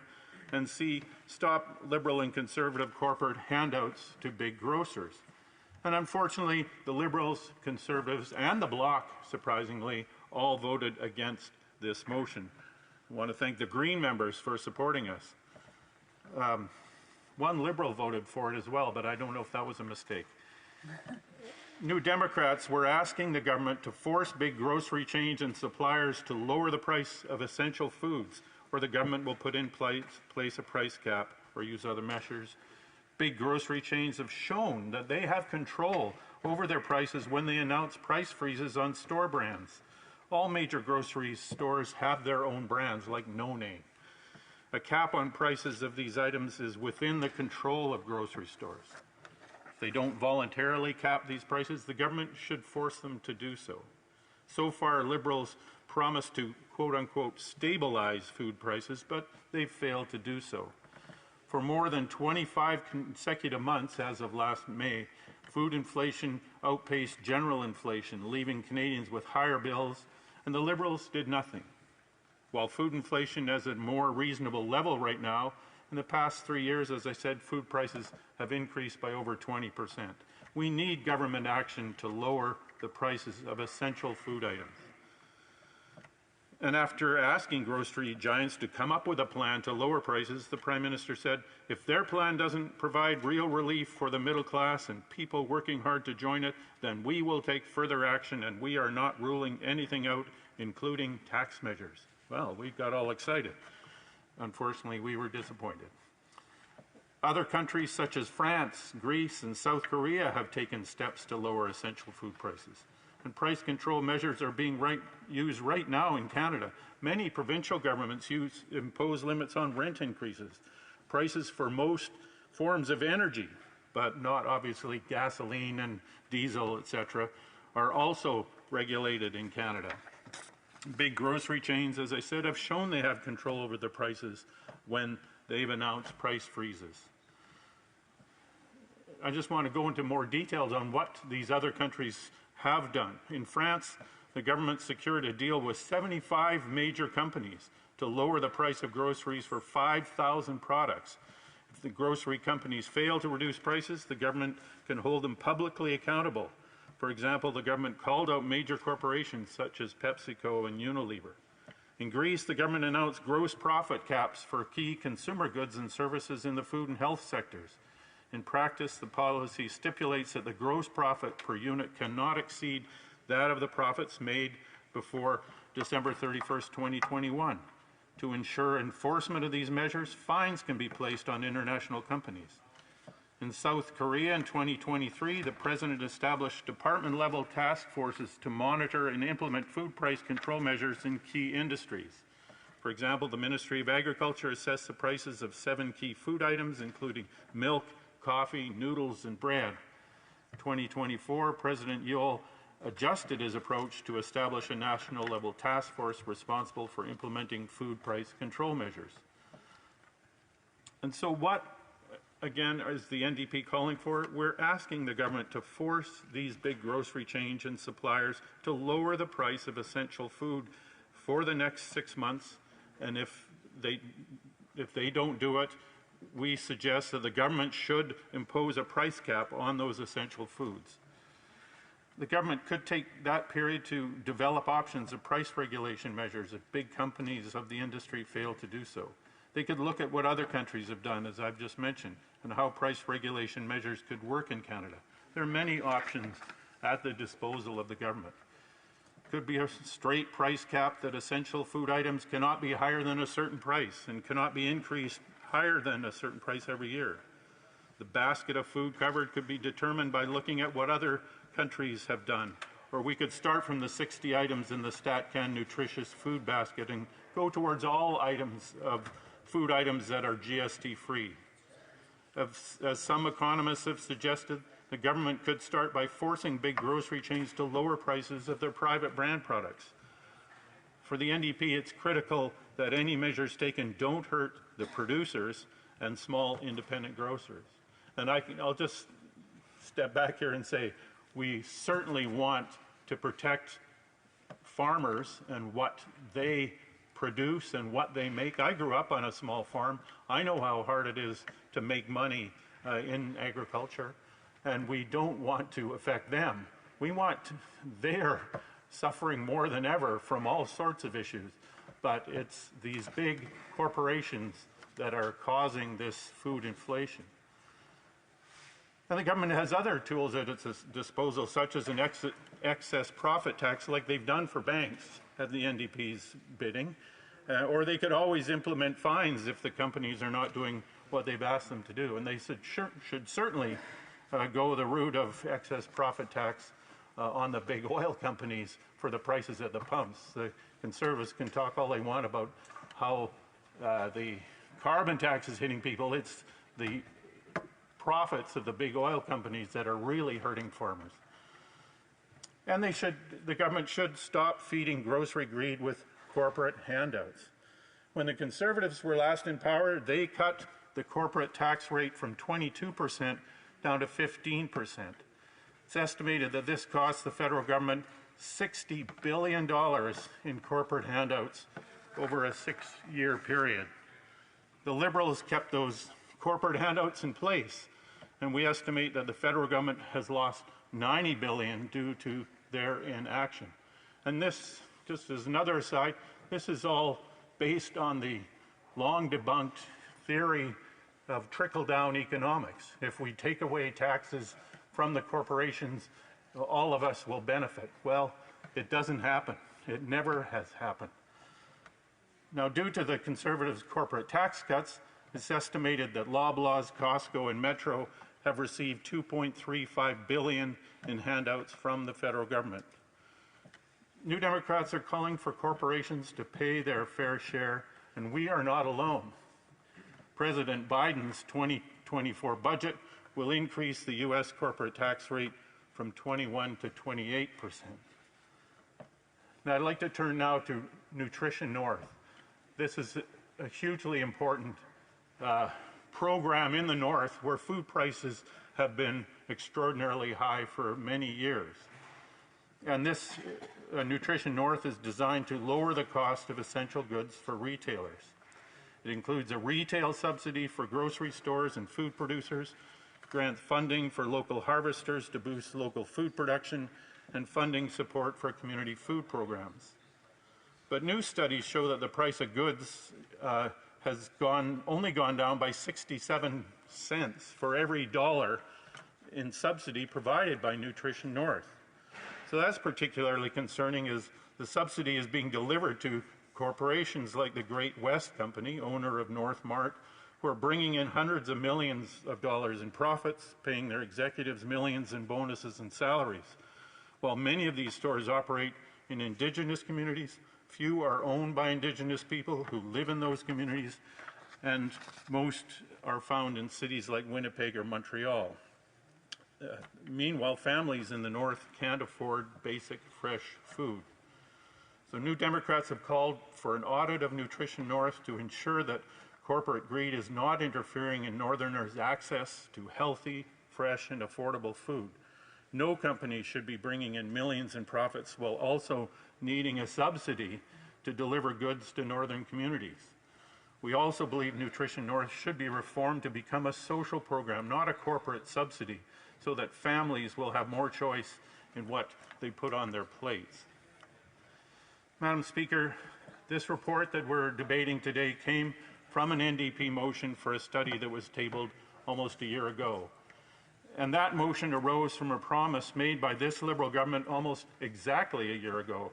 And I'll finish by reading out a letter sent by my colleague, the MP for Couch and Malahat Langford, just last week to the Minister of Innovation, Science and Industry on the first anniversary of that promise. And so this is a letter, as I say, to the Minister. And there's a long quote here. It starts, "1 year ago, your Liberal government convened a meeting with the CEOs of Canada's 5 largest corporate grocers, pledging to stabilize grocery prices and provide relief to families. Despite this promise, the cost of food and other essentials continue to soar, forcing many families to make the impossible choice between buying food and paying rent. Alarmingly, food bank usage has surged to its highest level since 1989, with over 1 million people in Ontario turning to food banks in the past year. In my home province of British Columbia, almost 200,000 families are relying on food bank every month. While families struggle, corporate grocers are reaping historic profits. Between March and June, 1 quarter of this year, Loblaws reported an astounding $457 million in profits, all while forcing families to pay outrageous prices for essential items like baby formula. Instead of stopping the corporate greed that is driving up costs, your government voted against concrete measures that would increase penalties for price fixing, helping smaller grocery stores by protecting them against anti-competitive tactics from corporate grocers, and give the Competition Bureau more powers to crack down on abuses like price gouging consumers, and stop mergers that decrease competition and hurt Canadians, such as the Rogers and Shaw merger. Canadians expect you to side with them, not the CEO of Loblaws. They expect you to take immediate action against corporate greed, not accept piles of cash to fund the Liberal Party. But that's what you and your government have been doing, just like the Conservatives did beforehand. Canadians are fed up with how beholden the Liberals and Conservatives are to CEOs. It's a corporate coalition, and Canadians have had enough. The NDP will bring hope and relief to Canadians. We're urging you to stop listening to greedy grocery chains and instead support the NDP's plan to end grocery greed and lower food costs for Canadian families. This includes capping prices on essential grocery items, introducing an excess profit tax on large grocery chains, stopping shady shrinkflation practices, and ending federal handouts to corporate grocery chains. Canadians are tired of useless meetings with CEOs. They're tired of watching you break promises. It's the people's time, and they demand bold action now. Thank you, Madam Speaker. I wasn't sure if the honourable member was quoting at first, but I don't think he was, but I just want to remind him not to use the word you, addressing it directly to the government as opposed to through the chair. Okay. Questions and comments? The honourable member Battleford Lloydminster. Thank you very much, Madam Speaker. I listened to the member's speech. Near the beginning of his remarks, he made a comment that the NDP have been fighting for relief for Canadians. So my question is very simple. I just want to know how that is so, given the fact that they have voted for tax increases at every single opportunity that this Liberal government has given them, and that they have voted to keep the carbon tax 24 times, which is continuing to make life unaffordable. So what have they been doing that has made life more affordable for Canadians? Member South Okanagan, West Kootenay. Well, where do I begin?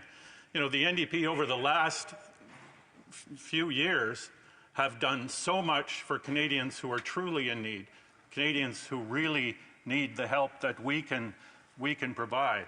We have brought in dental care for 20% of Canadians can't afford to go to a dentist. Now they can. People, you know, every one of us here gets a free dental program, but not the poorest people in Canada. We have brought in pharmacare so that people, 10% of Canadians who go to their doctor for free because of our health system brought to you by the NDP, provides a free doctor. But when that doctor provides a prescription for your troubles, you cannot get that prescription filled if you can't afford it. 10% of Canadians can't afford to fill their prescriptions. We are concentrating on helping the Canadians that need help the most, and we have been, I think, very, very successful in doing that. So again, there was some cross discussions there, and I would just ask members to please, if they want to have cross discussion, they should take it outside. Questions and comments, the Honourable Parliamentary Secretary, the Government House Leader. Yes, thank you, Madam Speaker. Through the supply and confidence motion between the Liberals and the NDP, we were able to actually deliver a good number of things to provide relief, whether it was the grocery rebate, the carbon rebates that go out on a quarterly basis. We can talk about the National Food Program. All of that done with a sense of cooperation. Changes to the Competitions Act, dealing with issues that the member opposite has raised. A number of initiatives that have made a difference to the degree in which we now have 2% inflation rate. Now, my question to the member is, would he not agree that by working together, we're able to accomplish a lot of the things that are so important to Canadians? The South Okanagan, West Kootenay. Well, to a large extent, I do agree. I came here to work collegially and cooperatively with everyone here to bring the help that my constituents needed. That's what I'm here for. I'm not here to fight political fights. I'm concentrating, and I think the whole NDP caucus is concentrating on what is good for Canadians. When we entered the Confidence and Supply Agreement, some of us were a bit concerned about cooperating with the government because they knew what the Liberals had done in the past. But we thought this will help Canadians. And, you know, we brought in dental care. The Liberals and Conservatives had voted against dental care within the last couple of years. We brought in pharmacare. The Liberals and the Conservatives had voted against pharmacare. So yes, we appreciate that cooperation, and I think we have accomplished a lot. Questions and comments? The Honourable Member for L'Honorable Député de Shefford. The Honourable Member for Shefford. Thank you very much, Madam Speaker. And I thank my colleague for his speech. I am very interested by the agricultural question. I'd like to come back to an issue that is really major in my riding of Shefford. A question was asked of the Liberals a little while ago, but the question could also be asked of Conservatives, the question of supply management. For over 1 year now, we've been waiting for a bill. Things blocked at some point, but now is not the time to get into partisanship. Should we not move forward with this important question for Quebec producers and others on this question of supply management? Well, I'd like to thank the member for Shefford for that question, and I would agree. The NDP has always supported supply management. We think it is a very good way of organizing our the farmers that produce our dairy, our milk, our cheese, our poultry, or eggs. You know, these things are essential to Canadians, and that's, you know, there's an example of, you know, putting a cap on prices, managing prices that helps Canadians and farmers at the same time. Comments, the Honourable Member for Vancouver East. Kingston. Thank you. I'd like to thank my honourable colleague for his excellent speech and for all the intelligence and wisdom and experience he brings from the agricultural sector. I want to ask him about the cost of climate crisis. The Conservatives seem to know the price of everything and the value of nothing. And the old adage that an ounce of prevention is worth a pound of cure. I'm just wondering, my honourable colleague can comment on, what is the cost of failing to deal with the climate crisis to Canada's agricultural community? The honourable member for West Okanagan, South Kootenay. South Okanagan, West Kootenay. But that, I'll concentrate on the agriculture sector in my riding of South Okanagan, West Kootenay is largely in the fruit orchards, fruit industry, and in wine, in grapes and vineyards. That industry has been literally hammered in the last 2 years by climate change because we've had these remarkably mild winters followed over a matter of 12 hours or a day to radically sub-zero temperatures that are very cold for us, temperatures below -20. We almost never get temperatures like that. That has basically killed off a lot of the vines. It has certainly destroyed the grape crop for this year. It has killed off the peaches, the apricots, a lot of the plums, the cherries. The cherries are of the fruit industry that is in the Okanagan. That's the most lucrative crop you can grow. It's much better than growing grapes. Those crops have been literally destroyed this year by climate change. That is just one snapshot of how climate change is affecting agriculture in this country. Honourable member for Regina Luva. Thank you very much, Madam Speaker, and I welcome the member to the Ag Committee. I've served on it for 3 years and 4 years now, so look forward to his contributions.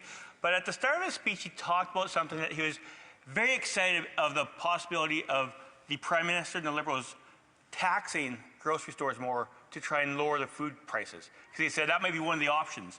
So I'd ask the member, could he give me an example ever of when you tax someone more, the price went down? Just one example, Madam Speaker. Honourable member for South Okanagan, West Kootenay.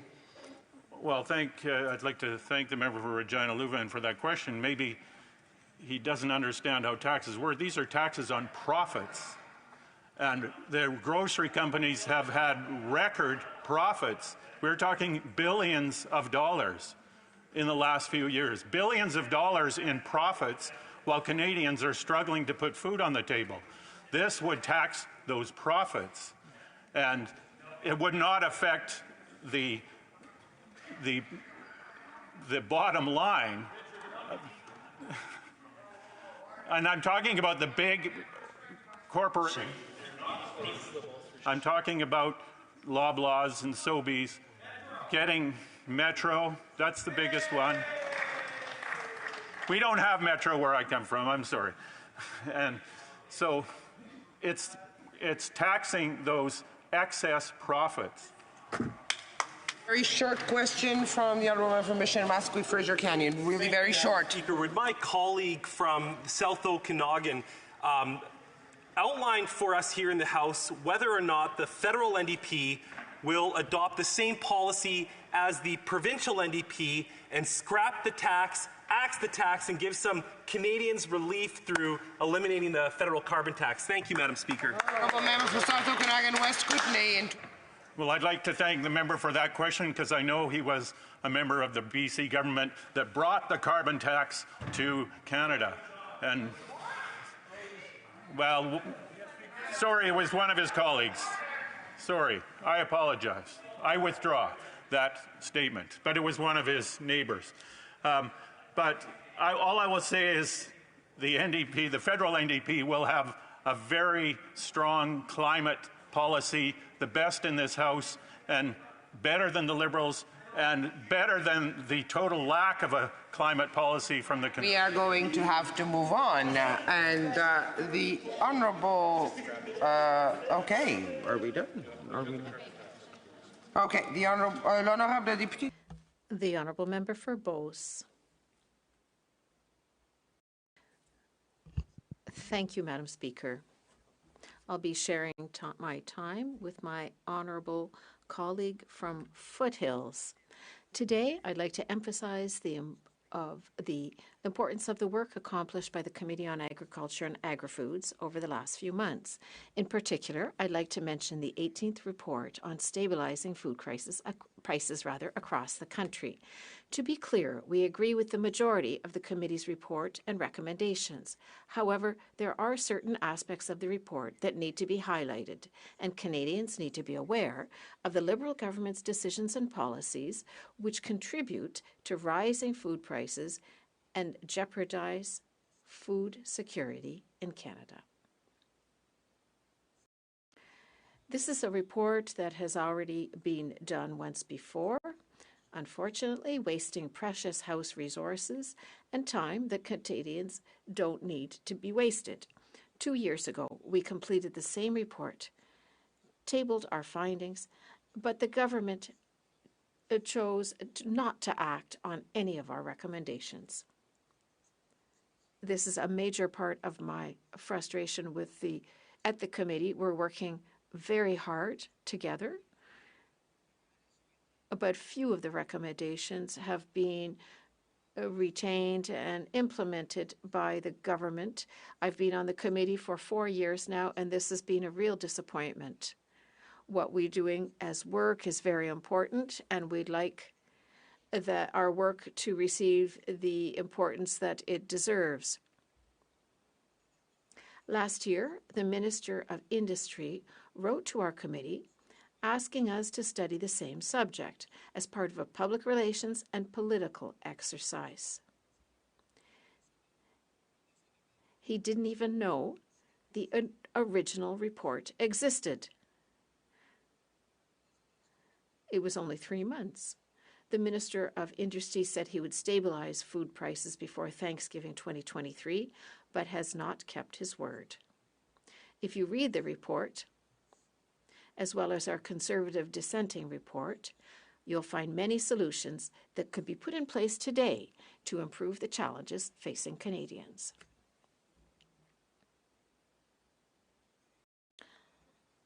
I'd like to list a few of the most important.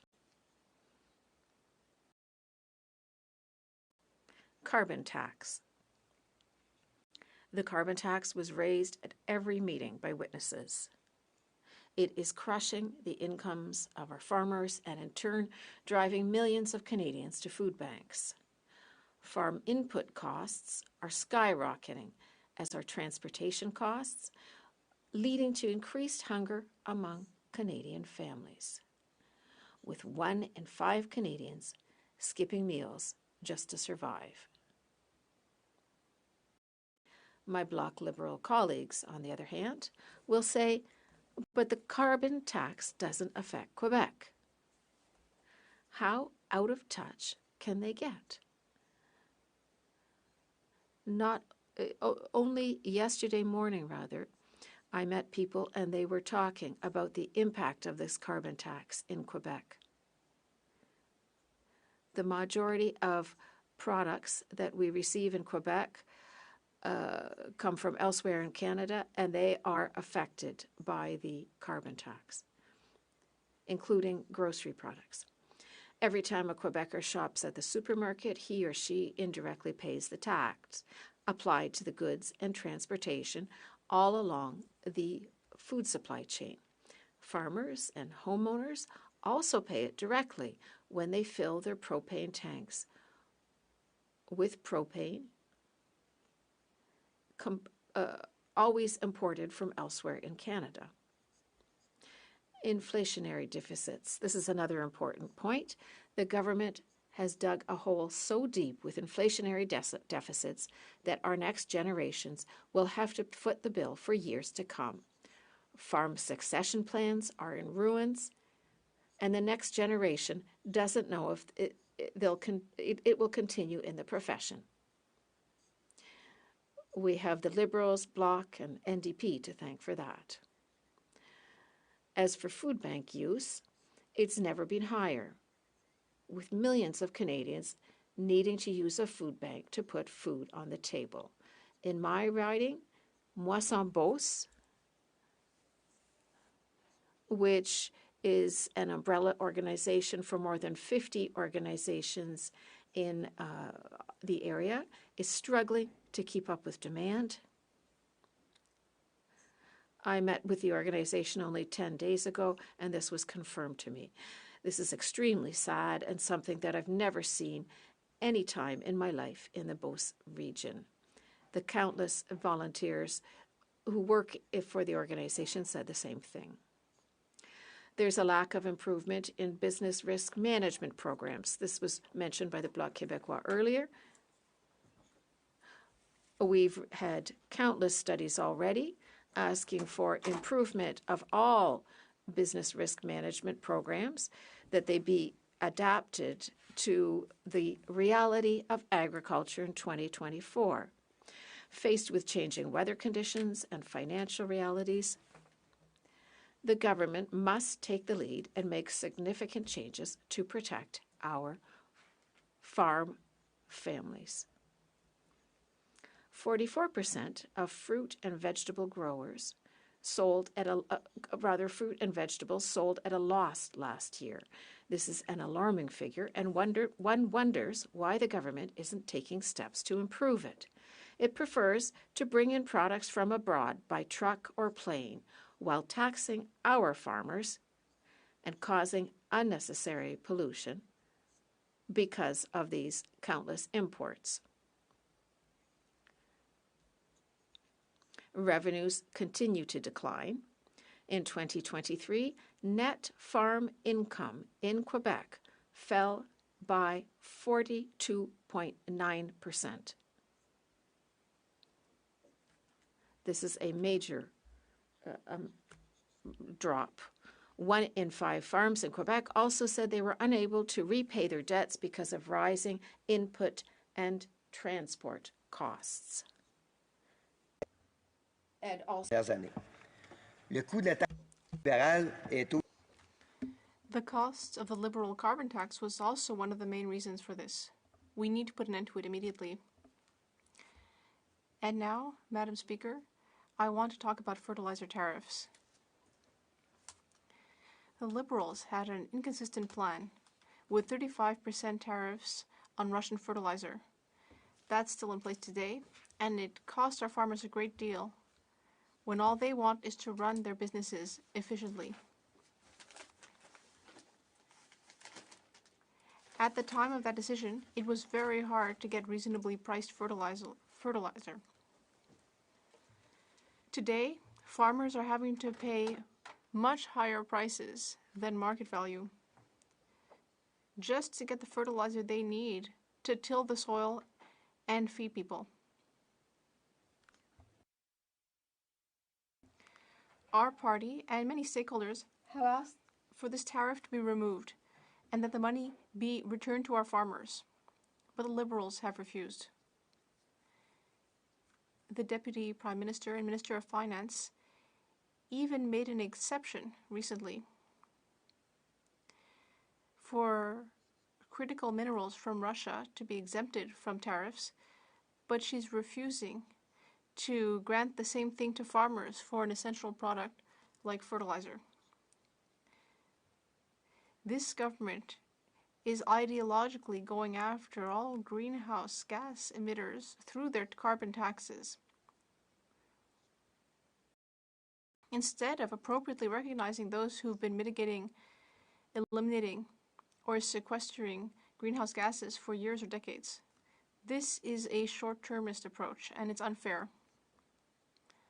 Inflationary taxes and poor policies are increasing production costs for our businesses and farmers, which is causing prices to go up.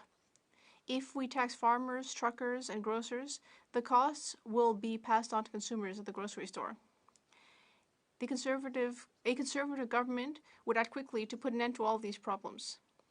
And happily, all of the parties here will be able to take a common sense decision this Wednesday to topple the Liberal government. Canadians will be watching. And I hope colleagues will make the right decision. Thank you. Questions and comments, the Honourable Parliamentary Secretary to the Government House. Yes, thank you, Madam Speaker. I'm wondering if my colleague from across the way can explain why it is that if the issue of farming and agriculture is so important to the Conservative Party, when they've actually had dozens of opposition days, not once have they ever listed that as a priority issue, Madam Speaker. And I find that unfortunate. Instead, they want to use it as a tool to filibuster, and that's somewhat disappointing. My question to the member is, does he believe in what he has said and the other aspects of agriculture that he would recommend to his caucus, that they better start bringing some opposition day motions to deal with the important issues like our farmers? L'honorable député de Beauce. The honourable member for Beauce. Thank you, Madam Speaker. It is odd that my colleague is asking this type of question and asking me if I'm comfortable with what I just said. Yes, I'm very comfortable with what I just said. And on Wednesday, this House will be able to show this government its lack of support for all these policies, as I mentioned several in my speech. And I hope then that on Wednesday, this House will be able to speak out and bring us to an election as quickly as possible. The honourable member for Repentigny. Thank you, Madam Speaker. I listened closely to my colleague's speech. Towards the end, he said that a Conservative government would take quick action to apparently fix everything. Listen, farmers are suffering. They are suffering from flooding, drought,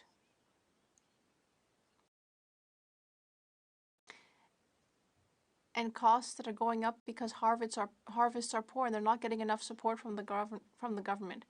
I think that eating is essential, and farmers' work is essential. So, my colleague said a lot about the carbon tax and so on, and yet he also said the Conservatives will act quickly to fix the problem. So what does he think the Conservatives would do to fight climate change in an effective manner and influence what we eat? The honourable member for Beauce. Thank you, Madam Speaker. I'd like to thank my colleague for her question. It's very simple. I was a farmer all my life. I left it behind a mere 5 years ago. And what I can say is that what's important for farmers is to not constantly be taxed with this carbon tax that is impacting their daily work. We need to work hard on developing new technology. But since currently we don't have that new technology, why put the burden on our farmers instead of just importing products from abroad? Merci, Madame la Présidente. I'd like to thank my colleague for his speech. I have a question similar to my question to members from the Bloc earlier about the recommendations. It has to do with managing temporary foreign workers. Some want to reduce temporary immigration to the country, but perhaps this should be an exception, some have said. But then I hear from people in the processing sector say they also need people who are temporary foreign workers, and then construction sector people will say the same thing, healthcare workers. It might become a domino effect. So does my colleague think we should have fewer temporary foreign workers, or the same amount? The honourable member. I'd like to thank my colleague. Well, in my region, agriculture and agri-foods are very important. We have many temporary foreign workers who are working in food processing. I think we need to better define the groups. For example, there's the slaughterhouse in my riding that closed down a year ago. It had about 200 temporary foreign workers. So people were willing to come work in that slaughterhouse.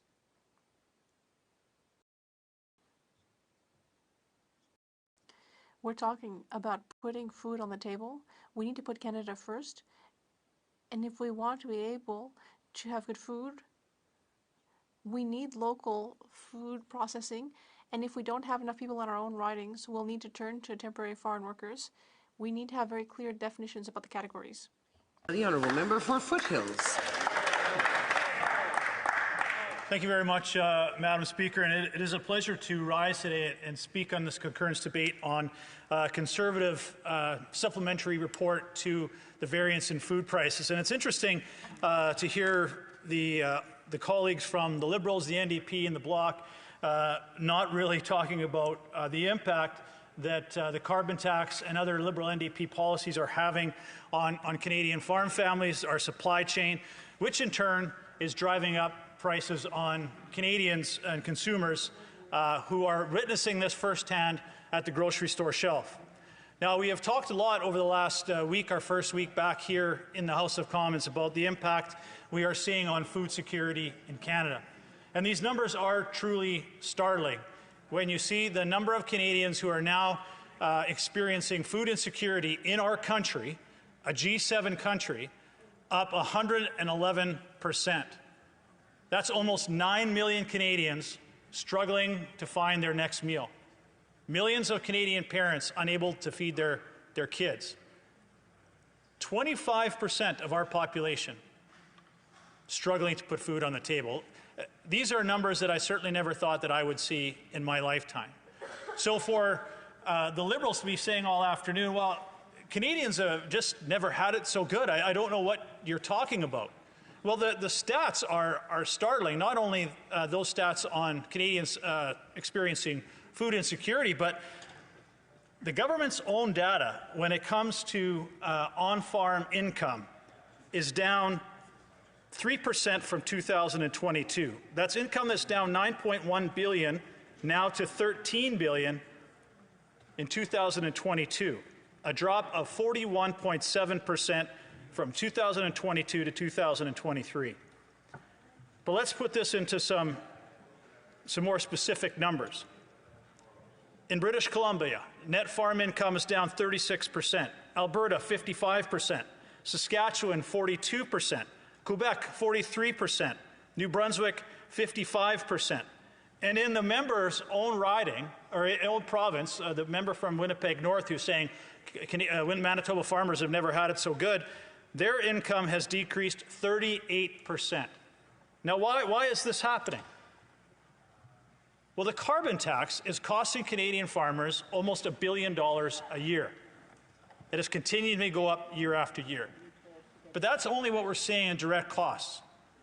They're also seeing higher costs on fertilizer, on fuel, on feed, on every input that they're putting into their farm operation, on machinery, on employment. All of these things are seeing their prices go up. On trucking, we've just heard, as a result of the Canadian Trucking Association has said that the impact of the carbon tax is having on their industry alone is $4 billion by 2030. I had Bison Trucking, not a huge trucking company, but a fairly substantial trucking company in Western Canada.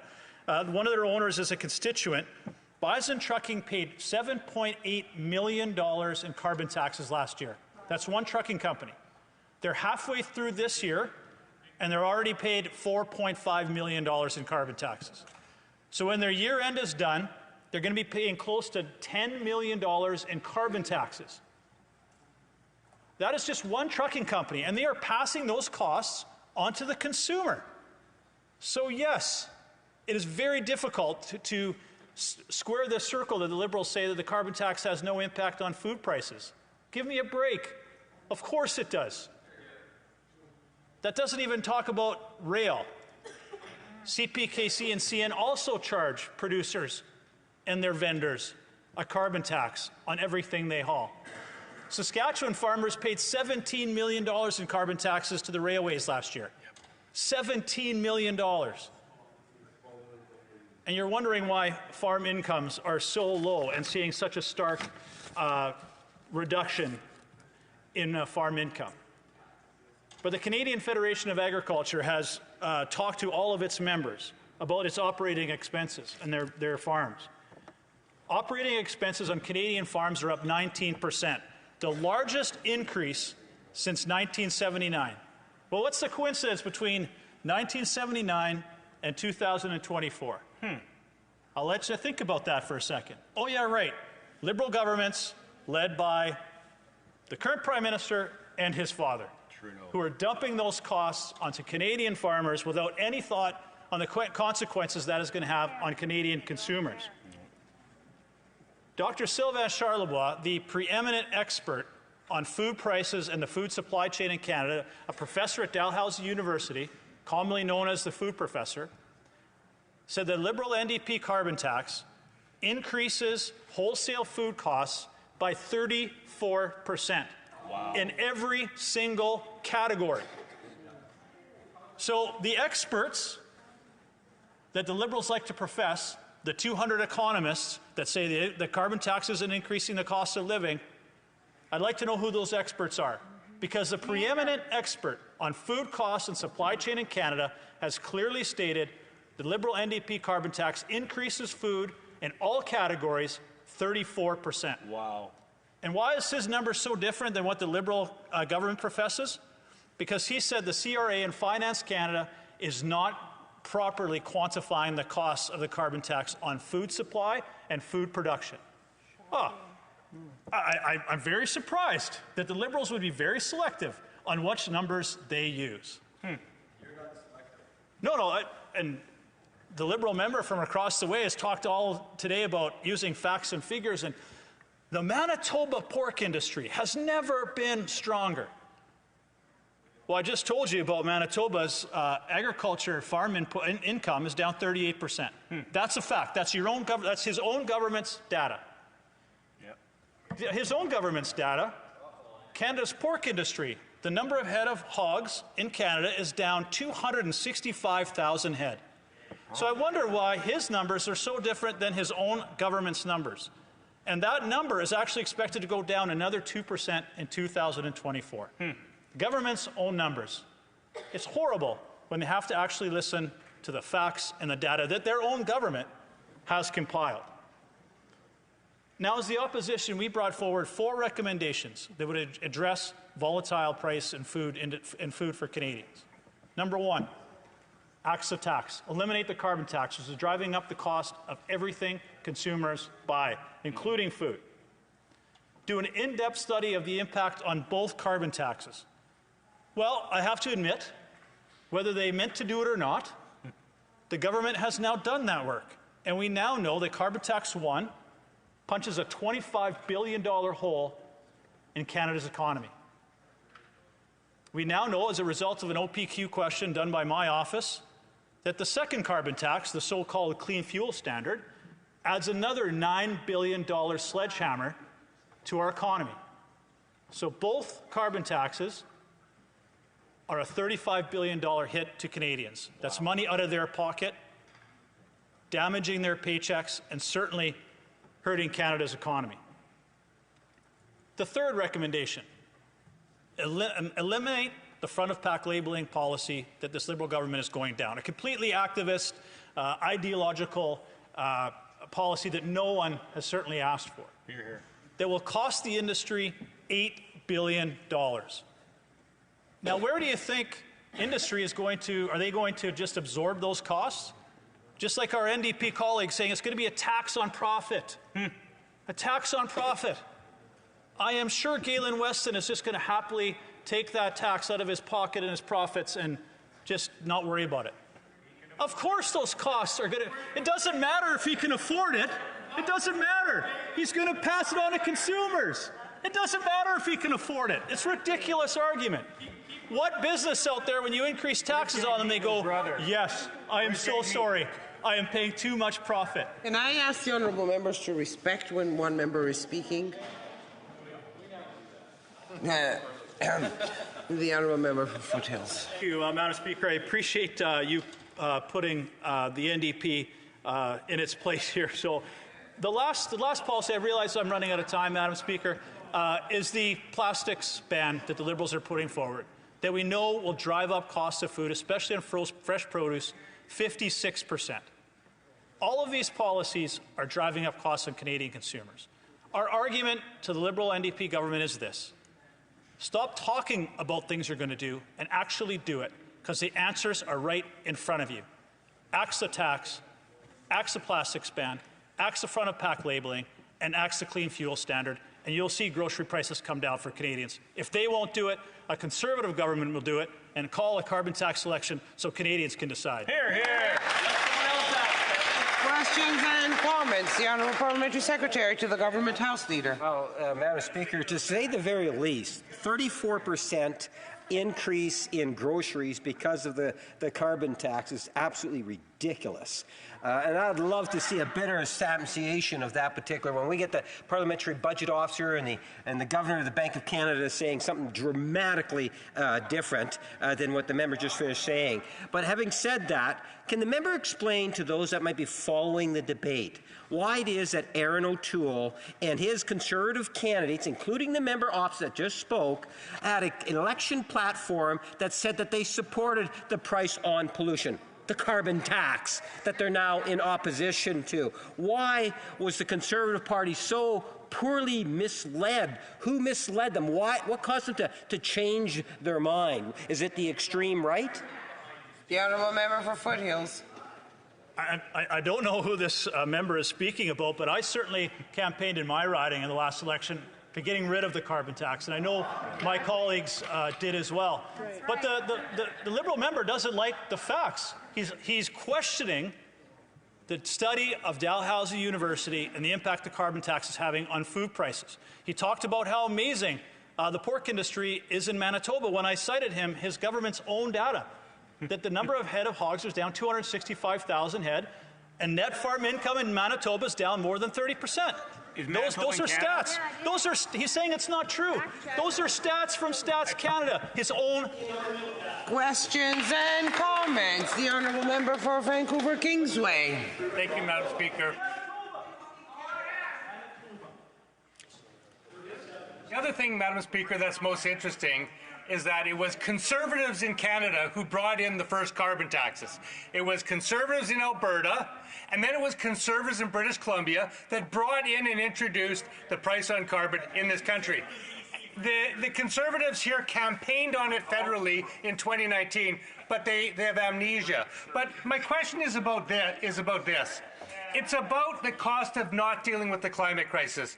Yes, it's true that the carbon tax is a pricing mechanism that is supposed to lead to people reducing their carbon. Now, if we didn't have that, then we'll have more carbon emissions. Here's the cost. The Canadian Climate Institute's report says that by 2030, Canada could face annual losses to real GDP of $35 billion annually. And that, depending on whether or not we get our emissions act together, we could be looking at 78 to 101 billion annually by 2050 and 391 to 865 billion dollars by 2100. So my question is this: what is the cost to the Canadian economy of failing to get our carbon emissions down? Tell me what that is. Member for Foothills. Thanks, Madam Speaker. And I'm really having a difficult time here because my NDP colleague, I don't know if he's spoken to his leader, but to save their hide in a Manitoba by-election, they've announced that they no longer support a consumer carbon tax. So he's got this indignation here that if the cost of doing nothing, your party has just announced, your leader has just announced that they are going to do nothing because they understand the political price that they are paying by supporting the Liberals' carbon tax. And now they're trying to save face and try to fool Canadians. But Canadians aren't buying that trick. Hear, hear. Before I give the floor to another question, may I remind members that we're here to talk about the administration of government and not about political parties. The Honourable Member for Sherwood Park, Fort Saskatchewan. Thank you, Madam Speaker. Earlier in the debate, the NDP was talking on and on about grocery lobbyists.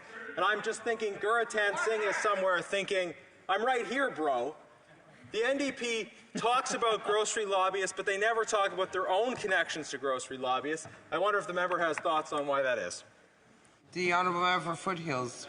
Yeah, thank you, Madam Speaker, and thanks to my colleague's question. And certainly I find it a little hypocritical that the NDP has been challenging us, and the Liberals for that matter, on our support for, or allegedly talking to grocery lobbyists, which The Liberal gave $14 million to Loblaws and Galen Weston for freezers because they were having a tough time with their record profits.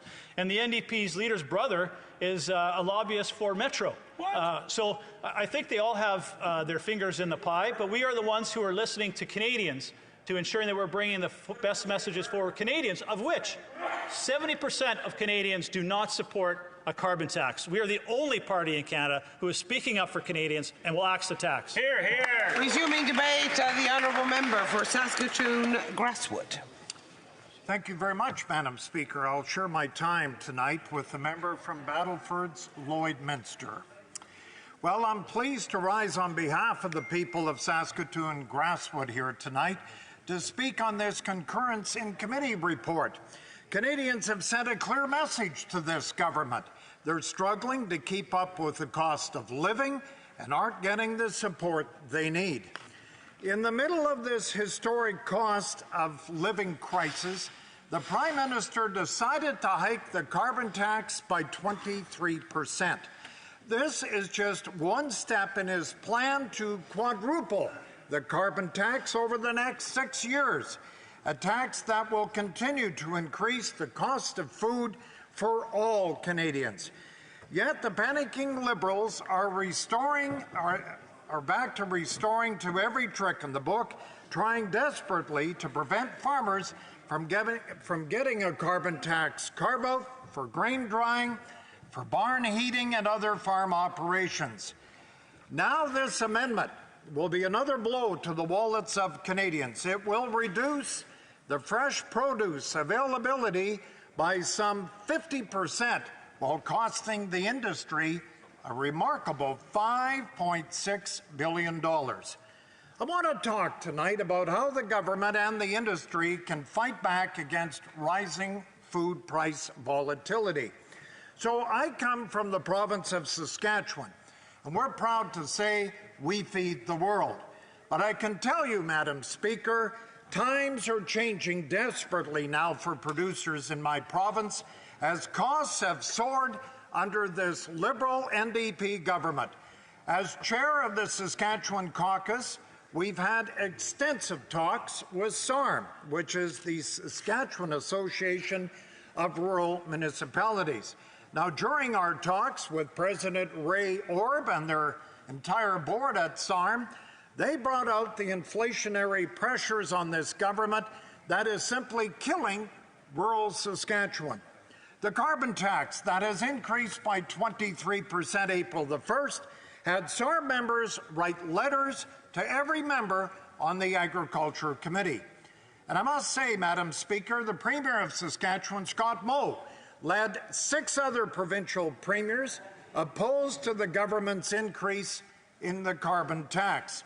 Even in the legislature of Saskatchewan, the opposition NDP agreed with the Sask party on the carbon tax. Saskatchewan, though, has been joined by Alberta, Ontario, Nova Scotia, New Brunswick, asking for a carbon tax carve-out for the farmers and to pass Bill 234 in its original form.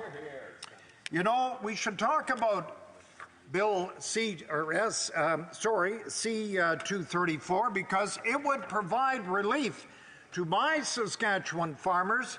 But let's recall, Madam Speaker, it was the Liberal-controlled senators that gutted this bill in the Senate. The Senate amendments will cost Saskatchewan farmers $9 million this year, and by 2030, an added cost of $96 million. That's on one bill, the C-234. Provinces like BC now, who once actually supported a carbon tax, wow, they have turned right around. They've turned their backs on the federal government, although we all know for its flip-flop for Premier Eby, as he knows he will be probably going down in the next 28 days. You know, Madam Speaker, the Canadian Federation of Agriculture surveyed the impact of this carbon tax on crop production, on livestock, and greenhouse farms across this country. They found that the carbon tax accounted for up to 40% of their energy bills. 40%. In my province alone, farm efforts to sequester carbon have gone basically unrecognized by this NDP Liberal government. These policies by the NDP Liberals are simply punishing farmers. This government's ideological pursuit to penalize greenhouse gas emitters through the carbon tax, to me, is very short-sighted and inequitable. You know, farmers have for years, maybe even decades, demonstrated an ability to deliver meaningful reductions in emissions through the adoption of new technologies, through education and innovative practices, and not through taxes. I'll tell you, Madam Speaker, in Saskatoon, we hold the crop production show every January at Prairieland Park, which, by the way, is in my riding. Thousands of producers come from all over Western Canada and the United States to talk about farming innovation. And then in July, just a couple of months ago, we had Ag in Motion just outside of Saskatoon, actually in Langham, bringing tens of thousands of producers together from all over the world to find best practices. You couldn't have a hotel room within a 100-kilometer radius of Saskatoon. Everything was full for that 4-day show. I can't forget about the Western Canada Agribition Show in Regina each November, as it services farmers and ranchers from all over the world, Madam Speaker, as we are innovative in our thoughts going forward. Farming groups are on the leading edge of innovation. We have led for years, for decades, trying to find innovative ways to produce food for the entire world. I can compliment the innovative companies that have set up in my province. Companies like Bourgault, like Agtron, Brand Industries, Schulte Industries, Vincennes, a new company that just started in Saskatchewan, along with Redicop Industries and Wilger Industries, which, by the way, Madam Speaker, sell their product to John Deere and Case worldwide. Many other companies have surfaced in my province of Saskatchewan. All you have to do is go to the small communities in my province. Every little town has set up something agriculture, and that is what is keeping them alive. Saskatchewan has led the world for decades on zero tillage. They've led on direct seeding, crop rotation, and rotational grazing.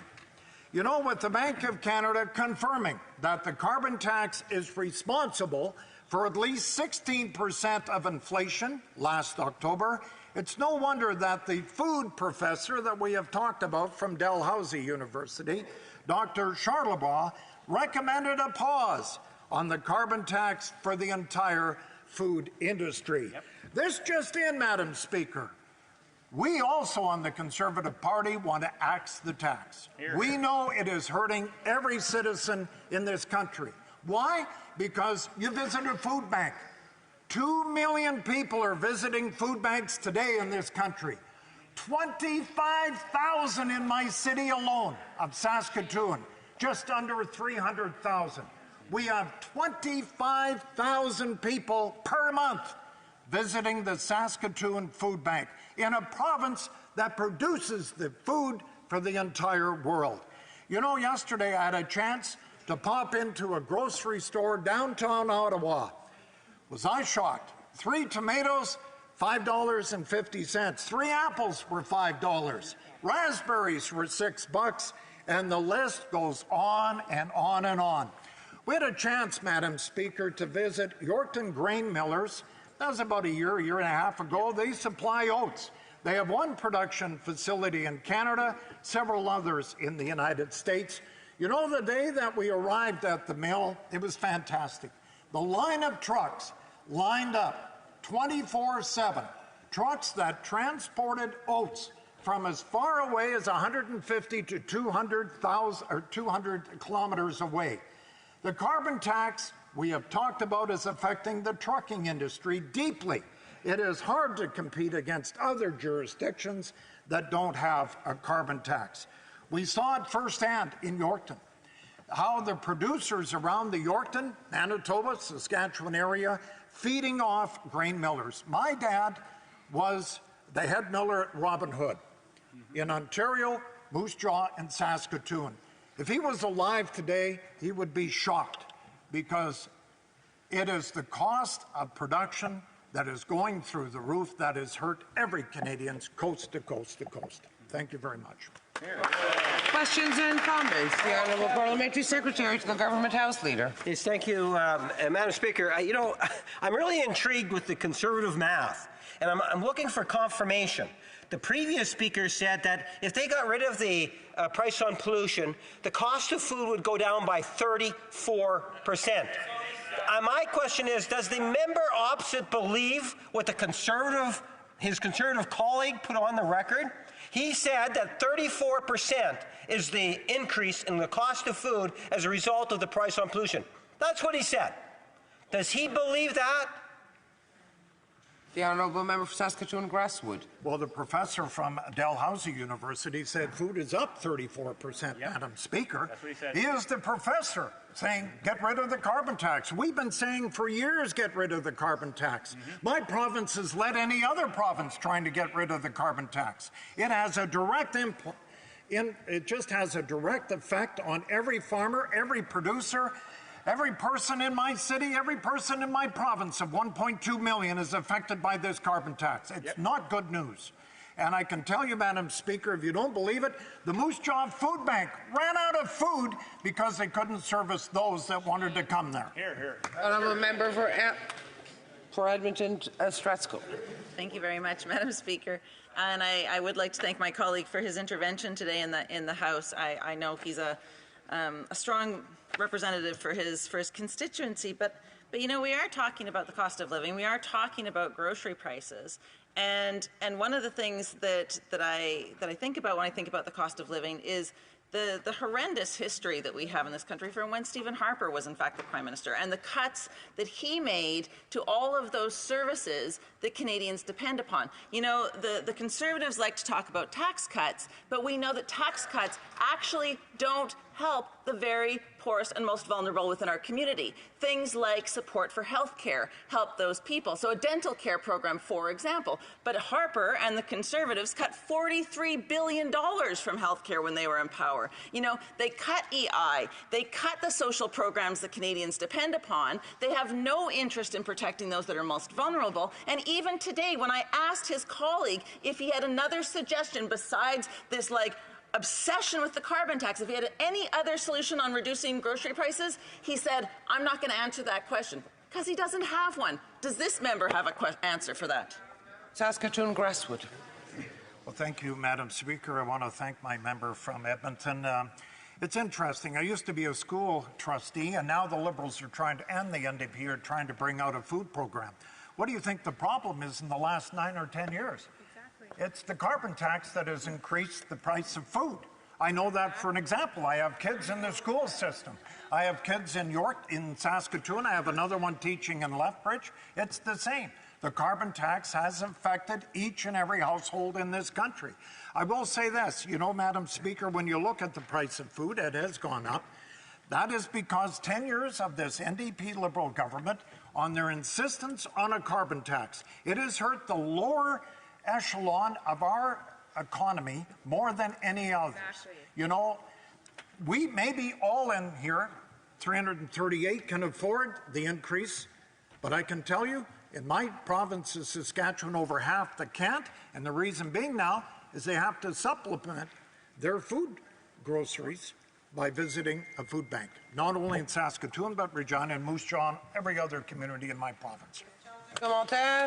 Questions and l'honorable député. The Honourable Member for Shefford. Thank you very much, Madam Speaker. I'll end with a very simple question to maybe calm things down a bit. I've regularly met with processors, and there are many food processors in my riding around Granby. I met them with my colleague, the member for Berthier-Maskinongé, more than once. And I'd like to invite the Honourable Member to talk about recommendation number 7 concerning a code of conduct. It's a crucial and important subject for Canada's food processors. I'd like to hear what my colleague has to say about that recommendation. Honourable Member for Saskatoon Grassroots. Well, there's lots of recommendations we can talk about in the House here tonight, but the number one is cut the carbon tax. We have seen this coast to coast to coast, Madam Speaker. The carbon tax has really hurt families in this country. I can go through the list of small communities that have no more food in their food banks because they've seen an increase from their community using it. And I'm sure in Quebec it's the same thing. People are needing, two families. The family of Resuming debate, the Honourable Member for Battlesford Lloydminster. Thank you very much, Madam Speaker. So after 9 years of this Liberal government, we know that life has never costed Canadians more. And across the country, Canadians are going hungry in record numbers. The Prime Minister's reckless budgeting and failed policies have caused the worst inflation in 40 years, and food prices have skyrocketed. This year alone, families will spend $700 more on groceries than they did last year. And that's a number that keeps growing year after year after year. Food Banks Canada has reported a 50% increase in visits since 2021, with a record-breaking 2 million visits in a single month. Hard-working Canadians should not have to rely on food banks to not go hungry. But that is this government's record. Only 1 in 6 adults visiting a food bank is unemployed, meaning doesn't have a job. In other words, that means that 5 out of 6 Canadians that are visiting a food bank are employed. These Canadians cannot make ends meet. Their paychecks are overstretched, and they are not keeping up with the rising costs caused by this Prime Minister's inflationary deficits and taxes. What is certain is that the Prime Minister's plan to quadruple the carbon tax is only going to make things worse. The carbon tax is adding to the cost of groceries at every single point in the food supply chain. And at the end of the day, Madam Speaker, it's Canadians who will pay the price. We have said it over and over and over again in this House that when you tax the farmer who grows the food, the trucker who ships the food, and the grocer who sells the food, who's it going to cost more to? Canadians. But it's not just Conservatives that this Prime Minister is ignoring. The Canadian Trucking Alliance just recently reported that this NDP Liberal coalition's carbon tax added $2 billion to long-haul trucking costs this year alone, a figure that will go up to $4 billion in 2030. And the Canadian Trucking Alliance was clear. These costs cannot be absorbed by truckers and must be passed on to the customers. That means Canadians. That's moms and dads, students, seniors that are on fixed income. They are all picking up the bill for the Prime Minister's punishing carbon tax. Food insecurity should not be a problem in a country like Canada. But more and more Canadians do not know where they are going to get their next meal from. And the increased cost on farm businesses threatens the long-term viability of their businesses. Our farmers, they produce safe, nutritious, good quality food. But if the cost of doing business continues to increase exponentially, it will eventually put our hard-working farmers out of business. That is the threat not only to the agriculture industry, but to Canadians and all those around the world who depend on the food that is grown here in Canada. Our farmers pay retail prices for everything they buy for their farm businesses, but they sell products at cost. Farm businesses already had tight margins, and the costly carbon tax is a massive hit to their bottom line. These are massive carbon tax bills, and they are only growing. Saskatchewan farmers paid $12 million last year in carbon taxes on natural gas, on propane to dry grain, heat and cool livestock barns, and grow their food. With this year's carbon tax hike, that number will go up to $15 million. And by 2030, it is estimated that the carbon tax will cost a typical 5,000-acre farm in Canada $150,000 in carbon taxes. Madam Speaker, our farmers cannot afford the carbon tax. It is absolutely critical that this government pass Bill C-234 in its original form. We cannot afford to lose our Canadian farm families. Passing Bill C-234 in its original form will also acknowledge the work that our farmers are already doing to safeguard our environment. Our farmers are global leaders in sustainability. They have been mitigating, they've been removing, they've been sequestering greenhouse gases long before this Prime Minister and his punishing carbon tax. For years, our farmers have delivered meaningful reductions in emissions through the adoption of new technologies, education, and innovative management practices. Our farmers care for the environment because it's in their DNA to do so. They know how important it is for their farm business and for future generations. It does not make sense to punish our farmers who are already doing so much to protect the environment with costly and punishing taxes. But that's because the Prime Minister's carbon tax is not about the environment at all. It's actually just a tax plan. If it was about the environment, the Prime Minister would recognize the sustainability work of our farmers. Taxing our farmers does nothing to help with the environment. In actuality, it harms their ability to reinvest in their businesses and adopt the latest technologies.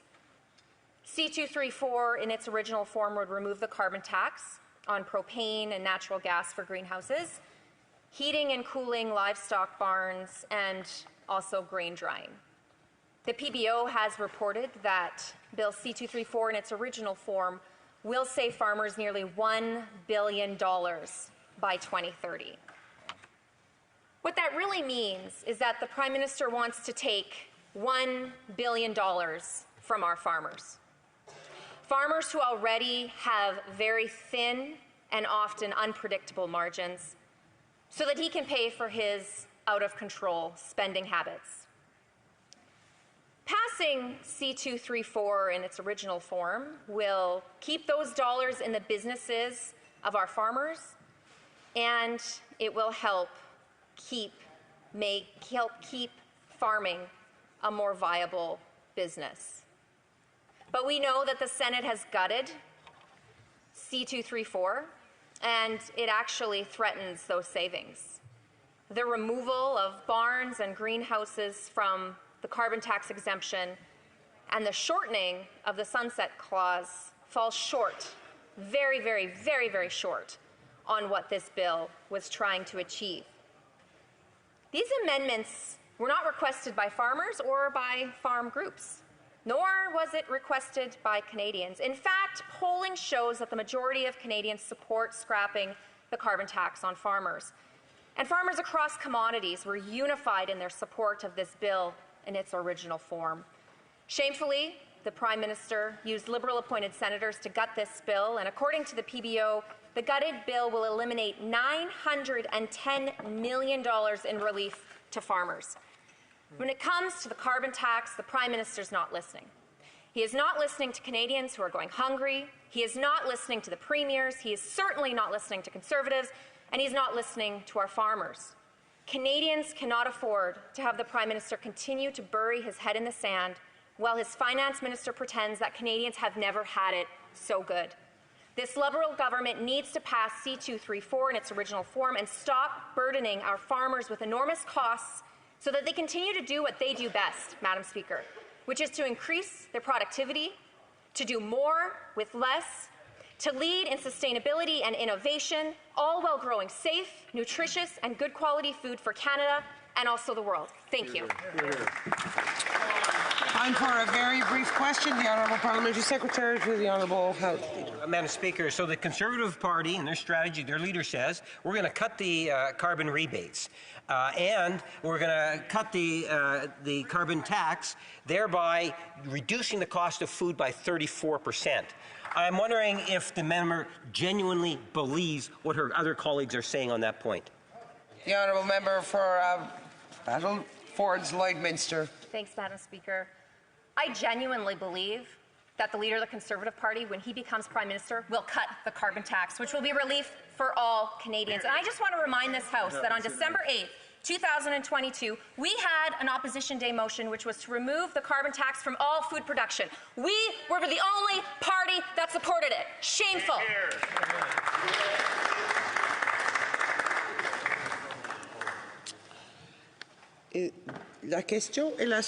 The question is as follows.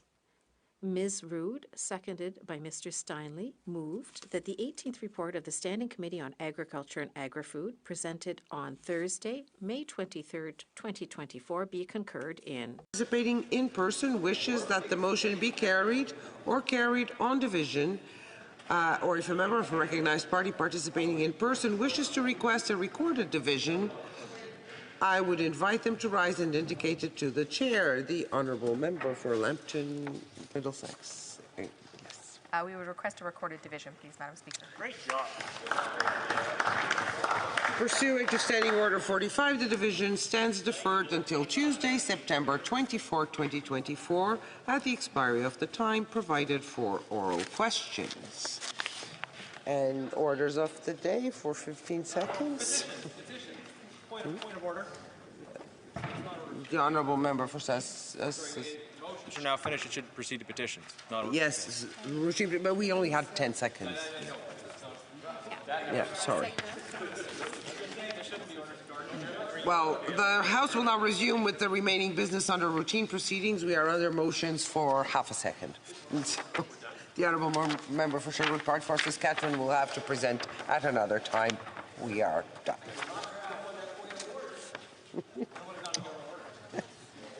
No. À ce moment-ci, conformément à la... Pursuant to Standing Order 38, a motion to adjourn the House is deemed to have been made and seconded at this time. Therefore, the question is that this House do now adjourn. Park for Saskatchewan. Thank you, Madam Speaker. It's good to be back in this place after a summer though in which I heard a great deal from my constituents about how frustrated they are with the cost, the crime, and the corruption that they're seeing under this NDP Liberal government. This government has so badly failed, and this is why tomorrow Conservatives will bring forward a motion of non-confidence in this government. And we'll see where the various parties stand. Conservatives are clear that this tenure of cost, crime, and corruption over the last 9 years, that it must come to an end. And we'll see which parties want to allow this government and this Prime Minister to continue, and which parties in this place want to make their case to the Canadian people and give the people a chance to elect a government that reflects their aspirations and their hopes for what the future of this country can offer. Now, in the context of this cost, crime, and corruption, we are seeing scandal after scandal that actually incorporate all three. Scandals that involve significant cost to the taxpayer, that involve potential criminal activity and will, I think, in some cases likely lead to criminal charges that have already spawned RCMP investigations, and that clearly involve forms of corruption. And I'm following up tonight on a question I asked about the Arrive scam scandal. A scandal, Madam Speaker, that you'll recall led to Christian Firth from GC Strategies, the principal company involved in this scandal, being hauled before the bar of the House of Commons because he refused to answer questions that were asked at committee. And I pointed out in my question that GC Strategies, the company that got tens of millions of dollars in the Arrive scam scandal for no work, they simply received the contracts and then subcontracted. They didn't do any actual IT work. They didn't build the app, they just received contract and subcontracted. This company was founded in 2015. What else happened in 2015? That's the same year that this Prime Minister and this government took office. So you have these Liberals come into office promising change. That's the only promise they fulfilled, was real change. Certainly a lot of things changed in the last 9 years. They came in promising real change. In the same year, GC Strategies was founded, and this company has gone on to do very lucrative business with this government, and their activity is staff augmentation. They receive contracts and subcontract. You have an app that could have been built in a weekend by an actual IT firm, and instead of hiring a firm with IT expertise, they hired these subcontracting middlemen who got the contract and subcontracted all the actual work. And right before Christian Firth came before this House, there was an RCMP raid as part of an RCMP investigation into GC Strategies activity. So you have cost, Canadians spending tens of millions of dollars on this glitchy app that didn't work and sent over 10,000 Canadians into quarantine by accident, Canadians who met all the requirements. You have cost, you have waste, you have inefficiency, cost, you have corruption, and you have RCMP investigation into criminal activity. And this government persists in using this GC Strategies model, in wasting huge amounts of taxpayers' dollars. And you know, they talk about how other parties would cut. I submit to you that with the waste we've seen with GC Strategies, there is a lot of opportunity to save taxpayers' dollars without having any noticeable impact on frontline services. Secretary to the Minister of Environment and Climate Change. Thank you very much, Madam Speaker. I appreciate the opportunity to respond to the honourable member's question. The Government of Canada shares the member's concerns about alleged wrongdoing in our procurement process, as do all parliamentarians and Canadians across the country. And this is why we voted in favour of the motion to call Mr. Firth to appear in this House to answer questions, and we trust that his testimony was fulsome and forthright in responding to those questions. Madam Speaker, Canadians are equally concerned about what they have been hearing in the media and in the committee. And we're using many tools of inquiry and following many avenues as we seek to understand what wrong in the case of ArriveCan. It's frustrating that we have had to take the extraordinary measure of a public rebuke here in the House of Commons to get answers to those questions, but the government did vote in favour of doing so, and so that consensus speaks to how seriously every member of this House takes this issue. Madam Speaker, there is a complex network of people, policies and procedures in place to ensure that government contracts proceed efficiently with clear value for taxpayer dollars. And when something goes awry, or worse, as it appears to have been the case with ArriveCan contracts awarded to GC Strategies, it's necessary to act decisively to restore trust in the system. The government has taken a number of actions in response to this issue, and I'd like to detail a few of those actions. Last November, at the request of the Canadian Border Services Agency, Public Services and Procurement Canada issued stop work orders to GC Strategies, along with Dalian and Coradix. This halted work on all active contracts with the CBSA while the various investigations moved forward. All departments and agencies with active contracts with these companies were asked to verify their CVs connected to those contracts and that the appropriate consent to use those CVs was obtained. In March of this year, PSPC suspended the security status of GC Strategies and Dalian Enterprises until further notice, and this effectively prevents these companies from participating in any federal procurement with security requirements. More broadly, Madam Speaker, PSPC has taken concrete actions over the past year to strengthen the oversight of all professional service contracts falling under PSPC authority. The department is actively engaging with client departments and agencies to ensure that these new measures are implemented quickly and efficiently, and our government is extremely troubled by allegations of fraudulent activity at a time when Canada's people and resources were in a tremendously vulnerable state. We know that ArriveCan was a useful tool to help Canadians safe in a time of crisis, but even in exceptional circumstances, it's absolutely necessary that public money be spent with due diligence and that all activities be properly documented. The early development of the application has been an object lesson. The government shares the members' concerns with this and his desire to hold those responsible to account. And this is why, as we continue to support the various investigations and inquiries in this matter, we appreciate all party support. Thank you, Madam Speaker. The Honourable Member for Sherwood Park for Saskatchewan. Thank you, Madam Speaker. The Honourable Member says, well, all parties voted in favour of the motion to bring Christian Firth before the bar. Actually, when Christian Firth came before the bar, the government refused to participate in the questioning. They didn't want the questioning to proceed, and it's clearly on the record that they refused to participate. So while members of all the opposition parties, even the Green Party, participated in the questioning, the government did not. And I'm just struck listening to the Parliamentary Secretary how often corruption just happens to the government. Oh, we're dismayed by all the things that are happening in this government that we're supposed to be running. The core problem with this government is that while pursuing malicious policies that undermine the common good, they would like to pretend that somebody else is responsible for everything that goes wrong. Will the minister and the Parliamentary Secretary take responsibility for all the corruption that's happened under their watch? The Honourable Parliamentary Secretary. Thank you very much, Madam Speaker. Like I said, all parties are troubled by the circumstances surrounding contracts awarded for work on the ArriveCAN application, and Canadians and parliamentarians deserve and demand answers, as does the government.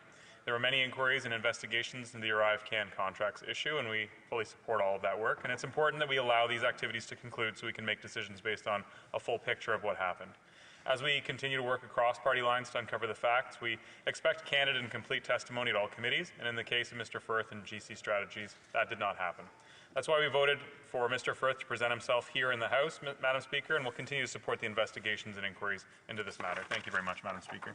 The Honourable Member for Kitchener Centre.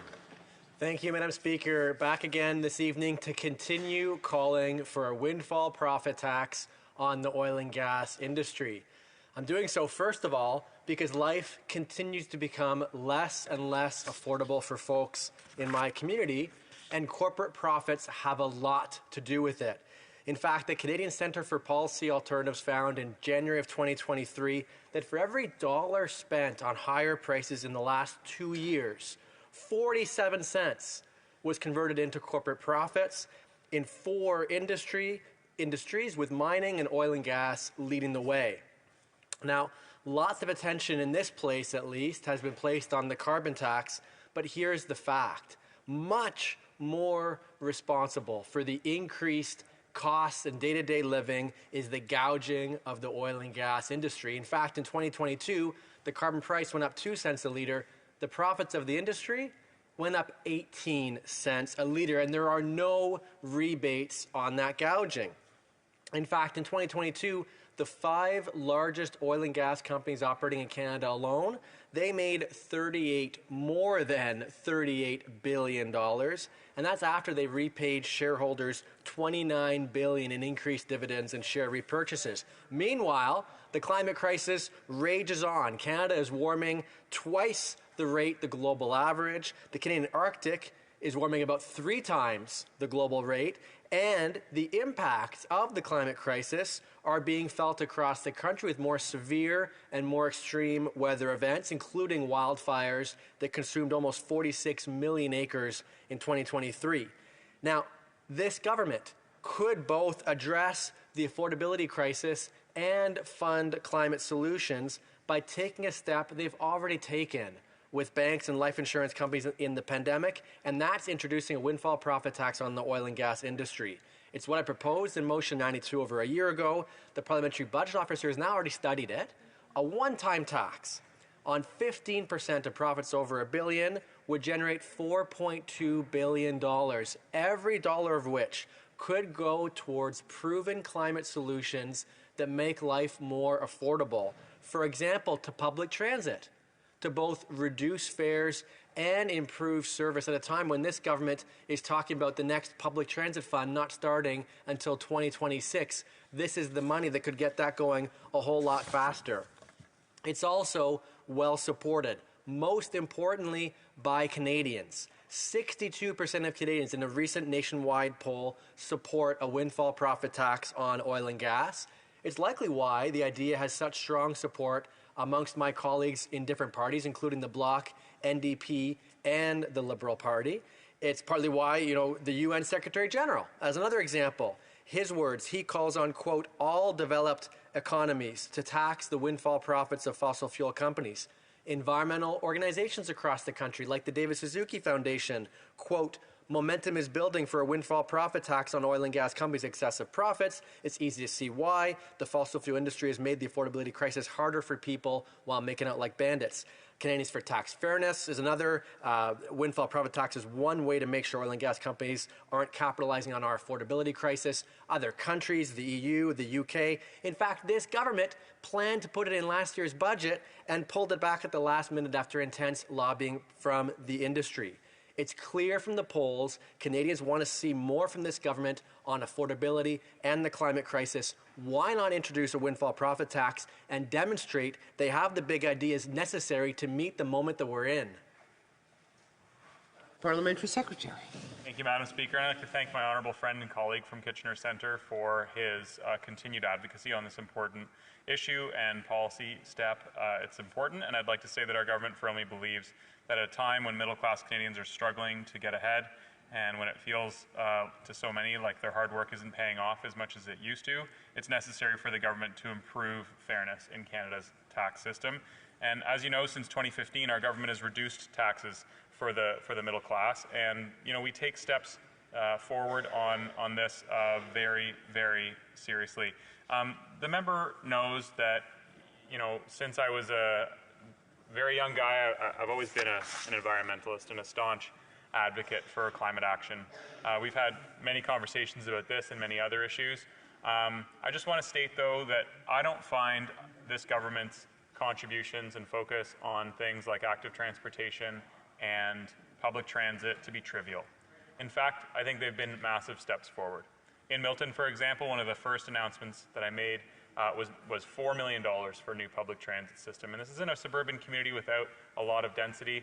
I'd say that we're just kind of getting there when it comes to public transit being a necessity for our community. But our government's been there as a partner, whether that's through the gas tax, whether that's through that transfer that we do with the municipal funds. Our government really has been there. And since 2015, our government's reduced taxes on the middle class twice. We've implemented a number of measures to ensure that the wealthiest individuals across the economy in Canada and corporations that are contributing their share, most recently with capital gains changes, which, some of these things are tough. Like, hard things are hard.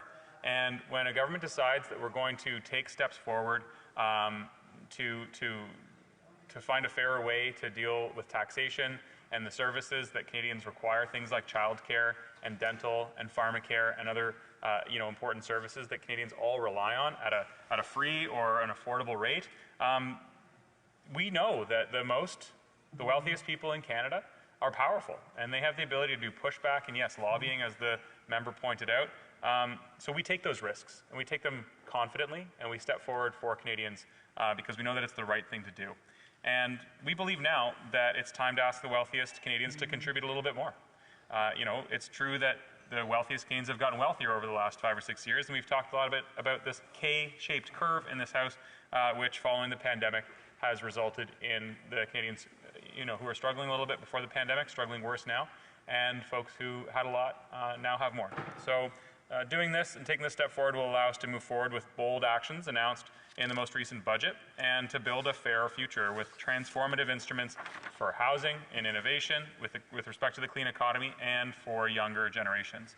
These major investments require new revenues, and that's why we've proposed in Budget 2024 to increase the inclusion rate on capital gains realized annually above $250,000 by individuals on all capital gains realized by corporations and from trusts from 1/2 to 2/3 effective this past June 25th. And we expect that this new measure will generate more than $19 billion in new revenues over the next 5 years. And thanks to these new revenues, we'll be able to build better supports to those who need it most and make investments that will increase fairness for everyone. Madam Speaker, I reflect back on some of the efforts from the first Trudeau government in the late 70s and early 80s to create a stronger social safety net and more non-market housing to ensure that everybody has a place to live. And, I know a lot of MPs in this House have conversations frequently with people who are really frustrated and struggling and in legitimate need of housing. We have a lack of affordable housing in my community. In fact, I spoke to a gentleman just recently who is living in his truck. and he's fallen on really tough times. We need to find solutions for gentlemen like him, and these measures to tax the wealthiest Canadians. The honourable member for Kitchener Centre. Thank you, Madam Speaker. The Parliamentary Secretary talked about finding solutions. We've got one for him right here. If he's looking for $4.2 billion that could be investing in making life more affordable for folks in Milton the same way it would in Kitchener Centre, if he's wondering where can I find the wealthiest folks to make sure we redirect those funds towards those who need it the most, we've got the answer. It's the oil and gas industry. $38 billion from the top 5 companies alone. If we even just put a 15% tax on profits above $1 billion, the way that other countries already have, the way that economic experts are calling for, the way that Canadians are calling for, we could use that money to invest in the public transit I know he is a champion for, to invest in retrofitting folks' homes. The question is the same. If this government pretends to understand the climate crisis and the affordability crisis, why are they not moving quickly to put in place a windfall profit tax on these excess profits of the oil and gas industry? The Honourable Parliamentary Secretary. Madam Speaker, I take exception a little bit with the suggestion that we haven't taken what oil and gas executives and these mega corporations have been doing. We had them at the Environment Committee, and I demanded answers from some of those CEOs. And frankly, what I heard back from those CEOs was inadequate. It was a demonstration they actually don't know where they're invested and the impact that they're particularly on the oil sands side, the impact that they're having on the environment. It's absolutely devastating, Madam Speaker. But the suggestion this government hasn't taken all necessary actions to both combat the climate crisis, buoy our economy through what so many economists said 2 or 3 years ago was a certain recession. Well, we've avoided that recession. We've balanced our priorities to make sure that we've protected jobs, we've lowered our emissions. At this time right now, interest rates are down, inflation is down, and gas prices are down. For Carlton Trail, Eagle Creek. Over the summer recess, I had the opportunity to speak with many constituents as well as many local businesses. I heard firsthand how the carbon tax burden is affecting them. I was invited to tour the Vertex Grain Exchange in my riding, where they produce non-GMO canola oil. The Vertex Grain Exchange is another testament to the resilient spirit of Canadians fighting to make a living after 9 years of this Liberal government's disastrous financial policies, none more so than the carbon tax. Yet another example of this Liberal government quashing entrepreneurship. As if it was not hard enough to start a new business under these Liberals, their carbon tax is another barrier they've implemented that stifles the growth of small and medium-sized businesses. The Vertex Grain Exchange is being pummeled by the Liberal carbon tax as the price of operation continues to rise with no end in sight. They are currently being forced to pay over $250,000 annually on the carbon tax. For a company of their size, $250,000 would go a long way toward upgrading equipment or going towards research and development. Instead, this money is going to fund the out-of-control spending habits of the current government. In fact, it came out earlier this year that the promised rebates to small and medium-sized businesses hadn't been paid out, as the government was sitting on $2.5 billion of unpaid rebates. If that money hadn't been taken from these businesses, to begin with, it could have been invested in Canadian industry, allowing businesses to grow and employ Canadians. This Liberal government refuses to listen to Canadians about the burden the carbon tax places on their personal finances, as the carbon tax increases each year, artificially driving up the cost of everything. While the Liberals refuse to listen to Canadians on the issue of the carbon tax, it seems the NDP spent the summer finally listening to their constituents and have finally pulled their support for the carbon tax after voting for it at least 24 times. But this is too little too late, Madam Speaker. Canadians are paying attention and will hold them to account. Can this government, which has lost the support of this House and Canadians, commit to calling a carbon tax election to allow Canadians to have their voices heard? The Honourable Parliamentary Secretary. Speaker, I'd just like to start by correcting the record. We've not lost the support of this House. There has not been a confidence vote that this government has lost. And, tomorrow on Wednesday, 2 days on Wednesday, there's going to be a confidence vote. And all parties have stepped up to say we're just not buying what the Conservatives are putting out there. It's based on false premises. They're frankly not being terribly honest with Canadians. And, this doomsday narrative that they're projecting it doesn't reflect the Canadian sentiment right now. Look, Canadians are struggling. It's a challenging time out there economically, but the trajectory is really good. Right now, inflation is down to 2%.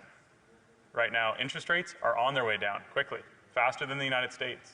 Gas prices are low, actually extremely low, and they're about to get even more low in Ontario because of the winter gas mix coming. And as a result, the economy is improving. Every aspect of the economy, you'd have to flip to the back pages of the Financial Post these days to find doomsday narrative that matches what the Conservatives are saying. We can't take our foot off the gas pedal. We need to keep working hard for Canadians and finding solutions to affordability. But the only policy suggestion the Conservatives have made over the last couple of years is to remove the Canada carbon rebate. And in a province like Saskatchewan, which generates the vast majority of their electricity with coal, we also need to ensure that we're ushering in innovation. A country like Canada in 2024 cannot be relying on technology from 150 years ago to generate our electricity. We can do much better than that. The neighboring province to my colleague's constituency in Manitoba just brought forth a really, really great subset of green electricity regulations. They're investing in wind. They already have one of the greenest grids in Canada and Manitoba. So kudos to Premier Canoe. However, in Saskatchewan, they continue to boast that they burn coal to generate electricity, as we did at the turn of the last century. Madam Speaker, it's time to get with the times. We are better than that. We can be much better than that. And, to suggest that the Canada carbon rebate is the leader of the Conservative Party and the failed former leader of the Conservative Party, the member from Regina Capel, continually suggests that programs like dental care don't exist in Canada. I'm sorry, 250,000 Canadians have already accessed care. 2.5 million Canadians have already signed up for their dental care plan card. Madam Speaker, they've also never acknowledged that the Canada carbon rebate even exists in this House because it doesn't fit their doomsday narrative. The Canada carbon rebate has proven to be a safety net in some small way for families who are struggling through these times. Yes, gas prices are coming down, Madam Speaker, but we've been there. We've been there with new programs, with new policies, and with money in Canadians' pockets. Now, I'd ask the member opposite, I'd encourage them to learn a little bit more about how some of the processes work in Canada. Just recently on June 13th, Environment and Climate Change Canada published the data provided to the PBO on carbon pollution, pricing relative to the national and provincial gross domestic product for the 2022 and 2030 period. That's over 9 years. And the data in this report does not represent a comprehensive economic overview of the impact that pollution pricing has. It only addresses the specific requests of the PBO. But even the PBO, Madam Speaker, has recognized that carbon pricing is the least disruptive way to reduce emissions. In fact, it was both Preston Manning's and Stephen Harper's preferred method of reducing emissions, something that we have a responsibility to do, not just with our global colleagues, but also to future generations. Honourable Member for Carleton Trail, Eagle Creek. Well, that condescending response is just another example of how this government refuses to listen to Canadians when they try to tell them about how they are struggling. Instead, this government is intent on drowning out the voices of Canadians with their own deranged ideology. They have doubled the price of housing. They have made it easier for criminals to get back onto the street, and they have skyrocketed the day-to-day cost of living. Canadians are not being fooled by this member or the Prime Minister. They know the carbon tax makes their lives more unaffordable and are struggling after 9 years of this corrupt NDP Liberal government. They're tired of the crime, the corruption, the out-of-control spending, and the carbon tax. This Liberal government is fast losing its mandate to lead, and Canadians are ready for change. This was made clear in their devastating loss in Toronto St. Paul's in June. Instead of... Honourable Parliamentary Secretary. Thank you very much, Madam Speaker. And once again, I appreciate the opportunity to stand and talk about one of our most successful policies in the last 9 years, Madam Speaker. You know, when our government took office in 2015, Canada's carbon emissions were like this, rising fast in multiple sectors, not just from oil and gas, Madam Speaker, but particularly from oil and gas. And since then, they've both plateaued and now starting to come down, coming down for years in a row, and just recently another 2% lower, Madam Speaker. So as I've stated, you know, times continue to be tough, but inflation is down to the Bank of Canada's target range, 2%. As a result, interest rates are down in Canada. That's taking the heat off of many, many Canadians. You know, that means their mortgages are easier to afford. Madam Speaker, in just a couple of weeks, on October the 15th, 2024, families in Saskatchewan will receive $376 for the Canada Carbon Rebate, and I look forward to discussing this issue more in the House of Commons. The motion to adjourn the House is now deemed to have been adopted. Accordingly, this House stands adjourned until tomorrow at 10 a.m. pursuant to Standing Order 24-1.